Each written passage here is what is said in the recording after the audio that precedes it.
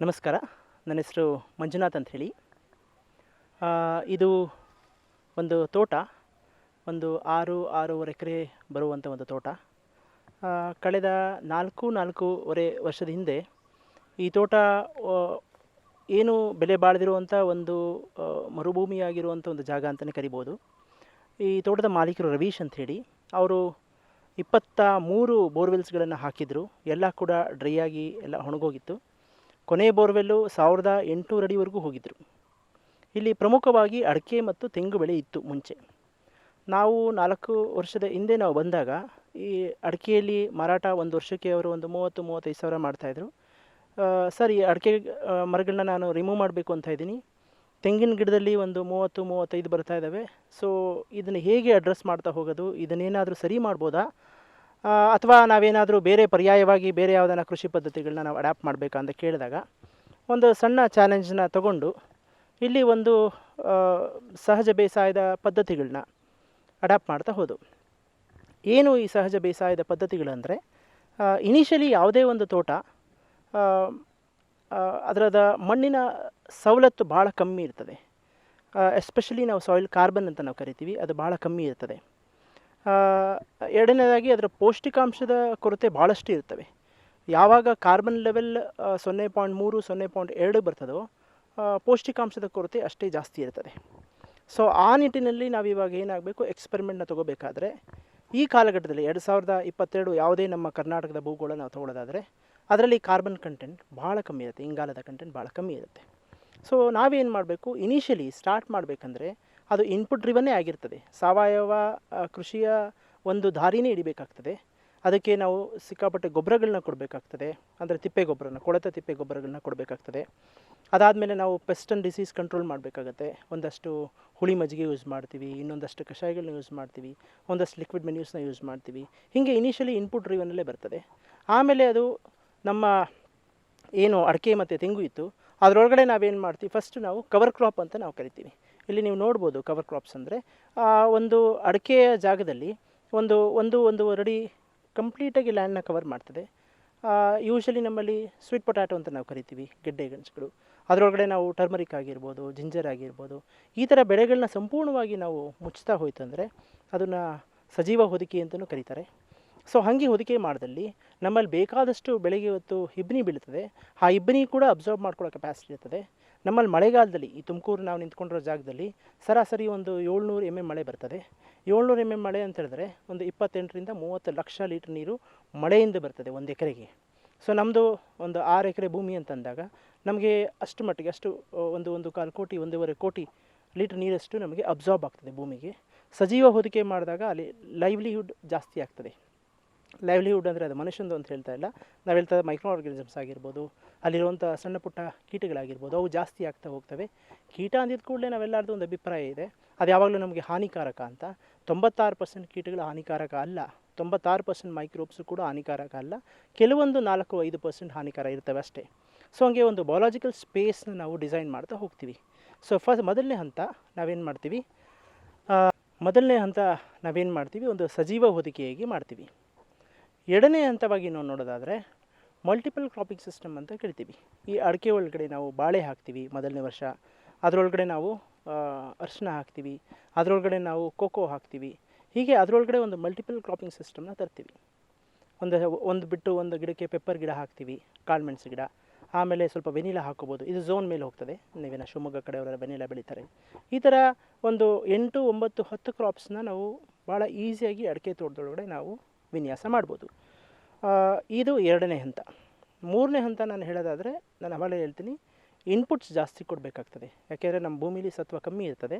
ಒಂದು 2 ವರ್ಷ 3 ವರ್ಷ ಇನ್ಪುಟ್ಸ್ನ ಕೊಡಬೇಕಾಗತ್ತೆ. ಅಂದರೆ ನಾನು ಹೇಳ್ತಾ ಇರೋದು ಸಾವಯವ ಇನ್ಪುಟ್ಸ್ಗಳನ್ನ ಜಾಸ್ತಿ ಮಾಡ್ತಾ ಹೋಗಬೇಕಾಗತ್ತೆ. ನಾಲ್ಕನೇದು ನಾವು ಇಂಪಾರ್ಟೆನ್ಸ್ ಕೊಡಬೇಕಾಗಿರೋದು, ನಮ್ಮ ನೈಸರ್ಗಿಕ ಸಂಪನ್ಮೂಲಗಳಲ್ಲಿ ಅನಿಮಲ್ಸ್ಗಳು ಜಾಸ್ತಿ ಇರಬೇಕಂತೇಳಿ. ಅನಿಮಲ್ಸ್ಗಳು ಅಂತ ಹೇಳಿದಾಗ ಅದು ಬರೀ ದನ ಕರುಗಳ ಬಗ್ಗೆ ಮಾತಾಡ್ತಾ ಇಲ್ಲ.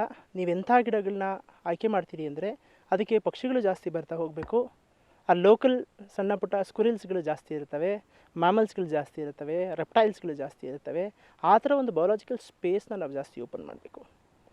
ಆ ಡಿಸೈನಲ್ಲಿ ಒಂದಷ್ಟು ಮಟ್ಟಿಗೆ ಒಂದು 10% ಆಫ್ ದ ಏರಿಯಾ ನಾವು ಕಾಡನ್ನು ಲೆಕ್ಕಾಚಾರಕ್ಕೂ ಹೋಗಬೇಕಾಗತ್ತೆ. ಕಾಡು ಮರಗಳನ್ನ ನಾವು ಒಂದು ಝೋನಲ್ಲಿ ಹಾಕೋಬೇಕಾಗತ್ತೆ. ನಾವು ನಿಂತ್ಕೊಂಡಿರೋ ಝೋನಲ್ಲಿ ಒಂದು ಎಕರೆ ನಾವು ಆಗಲೇ ಕಾಡು ಥರ ಮಾಡ್ಕೊಂಡಿದ್ವಿ. ಕೆಳಗಡೆ ನಾವು ಫ್ರೂಟ್ ಫಾರೆಸ್ಟ್ ಮಾಡ್ಕೊಂಡಿದ್ದೀವಿ, ಆಮೇಲೆ ಅಡಿಕೆ ತೋಟ ಮಾಡ್ಕೊಂಡಿದ್ದೀವಿ.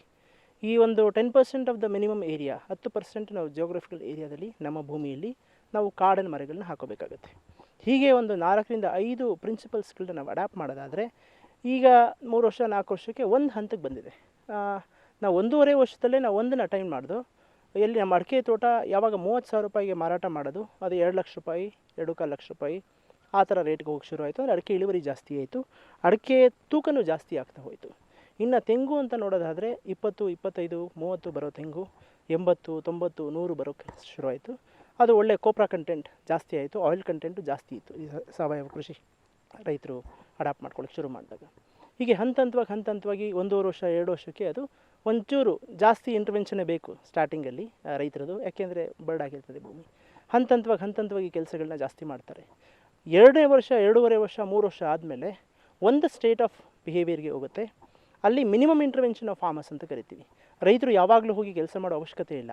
ಈಗಾಗಲೇ ಕವರ್ ಕ್ರಾಪ್ ಮುಚ್ಚಿಗೆ ಆಗೋಗಿದೆ, ಮಲ್ಟಿ ಕ್ರಾಪಿಂಗ್ ಸಿಸ್ಟಮ್ ಎಲ್ಲ ಬಂದು ಕುತ್ಕೊಂಡಿದ್ದಾವೆ. ಈಗಲೇ ಒಂದು ಬಯಾಲಜಿಕಲ್ ಆ್ಯಕ್ಟಿವಿಟಿ ರನ್ ಆಗ್ತಾ ಇದ್ದಾವೆ. ಬೀಳೋ ಮಳೆ ಸಂಪೂರ್ಣವಾಗಿ ಅಲ್ಲಿ ಹಿಡಿದಿಟ್ಕೊಳ್ಳೋ ಶಕ್ತಿನ ಹೊಂದಿದೆ. ಆ ಮಣ್ಣಿನಲ್ಲಿರುವಂಥ ಸವಲತ್ತುಗಳು ಜಾಸ್ತಿ ಆಗ್ತಾ ಇದ್ದಾವೆ, ಕಾರ್ಬನ್ ಕಂಟೆಂಟ್ ಜಾಸ್ತಿ ಆಗ್ತಾ ಇದ್ದಾವೆ, ಲಿವಿಂಗ್ ಆರ್ಗ್ಯಾನಿಸಮ್ಸ್ಗಳನ್ನ ಚಕ್ರ ಶುರುವಾಗಿದ್ದಾವೆ. ಸೊ ಹೀಗೆ ಒಂದು ಮಣ್ಣು ಯಾವಾಗ ತನ್ನ ಸಾವನ್ನಪ್ಪಿರೋ ಮಣ್ಣು ತನ್ನ ಜೀವನ ತುಂಬಿಕೊಳ್ತಾವೋ ಹಂತವಾಗಿ ಎಲ್ಲ ನಮ್ಮ ಬಯೋಸ್ಪೇಸ್, ಅಂದರೆ ನಾವು ತೋಟ ಗದ್ದೆ ಅಂತೀವಿ, ಅದಕ್ಕೂ ಕೂಡ ಜೀವ ಬರೋಕ್ಕೆ ಶುರು ಆಗ್ತವೆ. ಅಲ್ಲಿಂದ ನಾವು ಪೊಟೆನ್ಷಿಯಲ್ ಈಲ್ಡ್ ಲೆವೆಲ್ಗೆ ಹೋಗ್ತೀವಿ. ಪೊಟೆನ್ಷಿಯಲ್ ಈಲ್ಡ್ ಅಂದರೆ ಒಂದು ತೆಂಗಿನ ಮರದ ಸಾಮರ್ಥ್ಯ ಏನಿದೆ ಅಂತ. ಒಂದು ತೆಂಗಿನ ಮರ ಸರಾಸರಿ 200, 230, 300ಗೂ ಸಾಮರ್ಥ್ಯ ಇರುತ್ತೆ. ಈಗ ನೀವು 3 ವರ್ಷ ಆಗಿದೆ ಈ ತೋಟಕ್ಕೆ. ಈಗ ನೀವು ನೋಡೋದಾದರೆ ತೆಂಗಿನ ಮರಗಳಲ್ಲಿ ಈಸಿಯಾಗಿ 150, 180, 200ವರೆಗೂ ಟಚ್ ಆಗ್ತದೆ. ಅಂದರೆ ಅದು ಸಾಮರ್ಥ್ಯನ ಲೆವೆಲ್ಗೆ ಹೋಗ್ತಾ ಇದೆ, ಪೊಟೆನ್ಷಿಯಲ್ ಲೆವೆಲ್ಗೆ ಹೋಗ್ತಾ ಇದ್ದಾವೆ. ಈಗ ಅಡಿಕೆ ತೋಟ 3.5 ಲಕ್ಷ 4 ಲಕ್ಷಕ್ಕೆ ಹೋಗ್ತಾ ಇದ್ದಾವೆ. ನಾನು ಎಕನಾಮಿಕ್ಸ್ನ ಮಾತಾಡ್ತಾ ಇದ್ದೀನಿ ಯಾಕೆ ಅಂದರೆ ಇವತ್ತಿನ ಕಾಲಘಟ್ಟದಲ್ಲಿ ಕೃಷಿ ಲಾಭದಾಯಕ ಅಲ್ಲ ಅಂತ ಹೇಳ್ತಾರೆ. ಸೊ ಹಂಗಾಗಿ ಅದು ಲಾಭದಾಯಕನೂ ಕೂಡ. ನೀವು ಆರ್ಗ್ಯಾನಿಕ್ ಫಾರ್ಮಿಂಗ್, ನ್ಯಾಚುರಲ್ ಫಾರ್ಮಿಂಗ್ ಪದ್ಧತಿಗಳಲ್ಲಿ ಅದು ತುಂಬ ಲಾಭದಾಯಕ. ಮತ್ತು ಈ ಒಂದು ಕೃಷಿ ಪದ್ಧತಿ ಸಣ್ಣ ಮತ್ತು ಅತಿ ಸಣ್ಣ ರೈತರಿಗೆ ಭಾಳ ಅನುಕೂಲ ಆಗ್ತದೆ. ದೊಡ್ಡ ಫಾರ್ಮರ್ಸ್ಗಳು, ತುಂಬ ಜನ ಮಿನಿಸ್ಟರ್ಸ್ಗಳು ಕೊಟ್ಟು ಮಾಡೋಕ್ಕಾಗೋದಿಲ್ಲ. ಕೇಳಿದ್ರೆ ನನ್ನ ಹತ್ರ 80 ಎಕರೆ ಜಮೀನಿದೆ, ನನ್ನ ಹತ್ರ 100 ಎಕರೆ ಜಮೀನಿದೆ, ಇದನ್ನು ಅಡ್ಯಾಪ್ಟ್ ಮಾಡ್ಬೋದು ಅಂದರೆ ಖಂಡಿತ ಆಗಲ್ಲ. ಈ ಒಂದು ಎಕಲಾಜಿಕಲ್ ಫಾರ್ಮಿಂಗ್ ಅಥವಾ ಆರ್ಗ್ಯಾನಿಕ್ ಫಾರ್ಮಿಂಗ್ ನಾವು ಏನು ಕರಿತೀವಿ, ಇದು ತುಂಬ ಚೆನ್ನಾಗಿ ಅಡ್ಯಾಪ್ಟ್ ಮಾಡ್ಕೊಳ್ಳೋಕ್ಕಾಗೋದು 2 ಎಕರೆ 3 ಎಕರೆ ಮ್ಯಾಕ್ಸಿಮಮ್ 4 ಎಕರೆ 5 ಎಕರೆವರೆಗೆ ಎಂಡ್ ಆಗಬೇಕು. ಅಲ್ಲಿ ಔಟ್ಪುಟ್ ಪ್ರೊಡಕ್ಷನ್ ಜಾಸ್ತಿ ಇರ್ತದೆ. ಯಾಕೆಂದರೆ ಸ್ವಲ್ಪ ಇನ್ಪುಟ್ ಕಾಸ್ಟ್ಗಳು ನೀವು 5 ಎಕರೆ 6 ಎಕರೆ ಆದಮೇಲೆ ಮಿಷನ್ಸ್ ಮೇಲೆ ಡಿಪೆಂಡ್ ಆಗ್ತಾ ಹೋಗ್ತಾನೆ, ಟೆಕ್ನಾಲಜಿ ಮೇಲೆ ಡಿಪೆಂಡ್ ಆಗ್ತಾ ಹೋಗ್ತಾರೆ. ಅದನ್ನು ಹೇಗೆ ಡಿಸೈನ್ ಮಾಡ್ಕೊಂಡಿರ್ತವೆ ಕಂಪನಿಗಳಂದರೆ ಅವ್ರಿಗೆ ಲಾಭದಾಯಕ ಆಗಬೇಕು, ಹಾಗೆ ಅದನ್ನು ಡಿಸೈನ್ ಮಾಡ್ಕೊಂಡಿರ್ತವೆ. ಹಾಗಾಗಿ 5 ಎಕರೆ ಮೇಲೆ ನಾವು ಯೂಶಲಿ ಯಾರಿಗೂ ಇದನ್ನು ರೆಕಮೆಂಡ್ ಮಾಡೋದಿಲ್ಲ. ಮೂಲಭೂತವಾಗಿ ಈ ಒಂದು ಕೃಷಿ ಪದ್ಧತಿಯಲ್ಲಿ ಹಣಕಾಸು ಇದೆ ಅಂತ ನಾವು ಡಿಸ್ಕಷನ್ನ ತೊಗೋಬಾರ್ದು. ಕೃಷಿ ಅನ್ನೋದು ಆ್ಯಕ್ಚುಲಿ ಲೈವ್ಲಿಹುಡ್ಗೆ ಸಂಬಂಧಪಟ್ಟ ವಿಚಾರ. ಆಹಾರನ ನಾವು ಯಾವುದೇ ಕಾರಣಕ್ಕೂ ಅದನ್ನು ದುಡ್ಡಿಗೆ ಹೋಲಿಕೆ ಮಾಡಲಿಕ್ಕಾಗೋದಿಲ್ಲ. ಭೂಮಿನ ದುಡ್ಡಿಗೆ ಹೋಲಿಕೆ ಮಾಡಬಾರ್ದು, ಮರ ಗಿಡಗಳನ್ನ ದುಡ್ಡಿಗೆ ಹೋಲಿಕೆ ಮಾಡಬಾರ್ದು. ಇವೆಲ್ಲ ನಮಗೇನು ಕೊಡ್ತವೆ?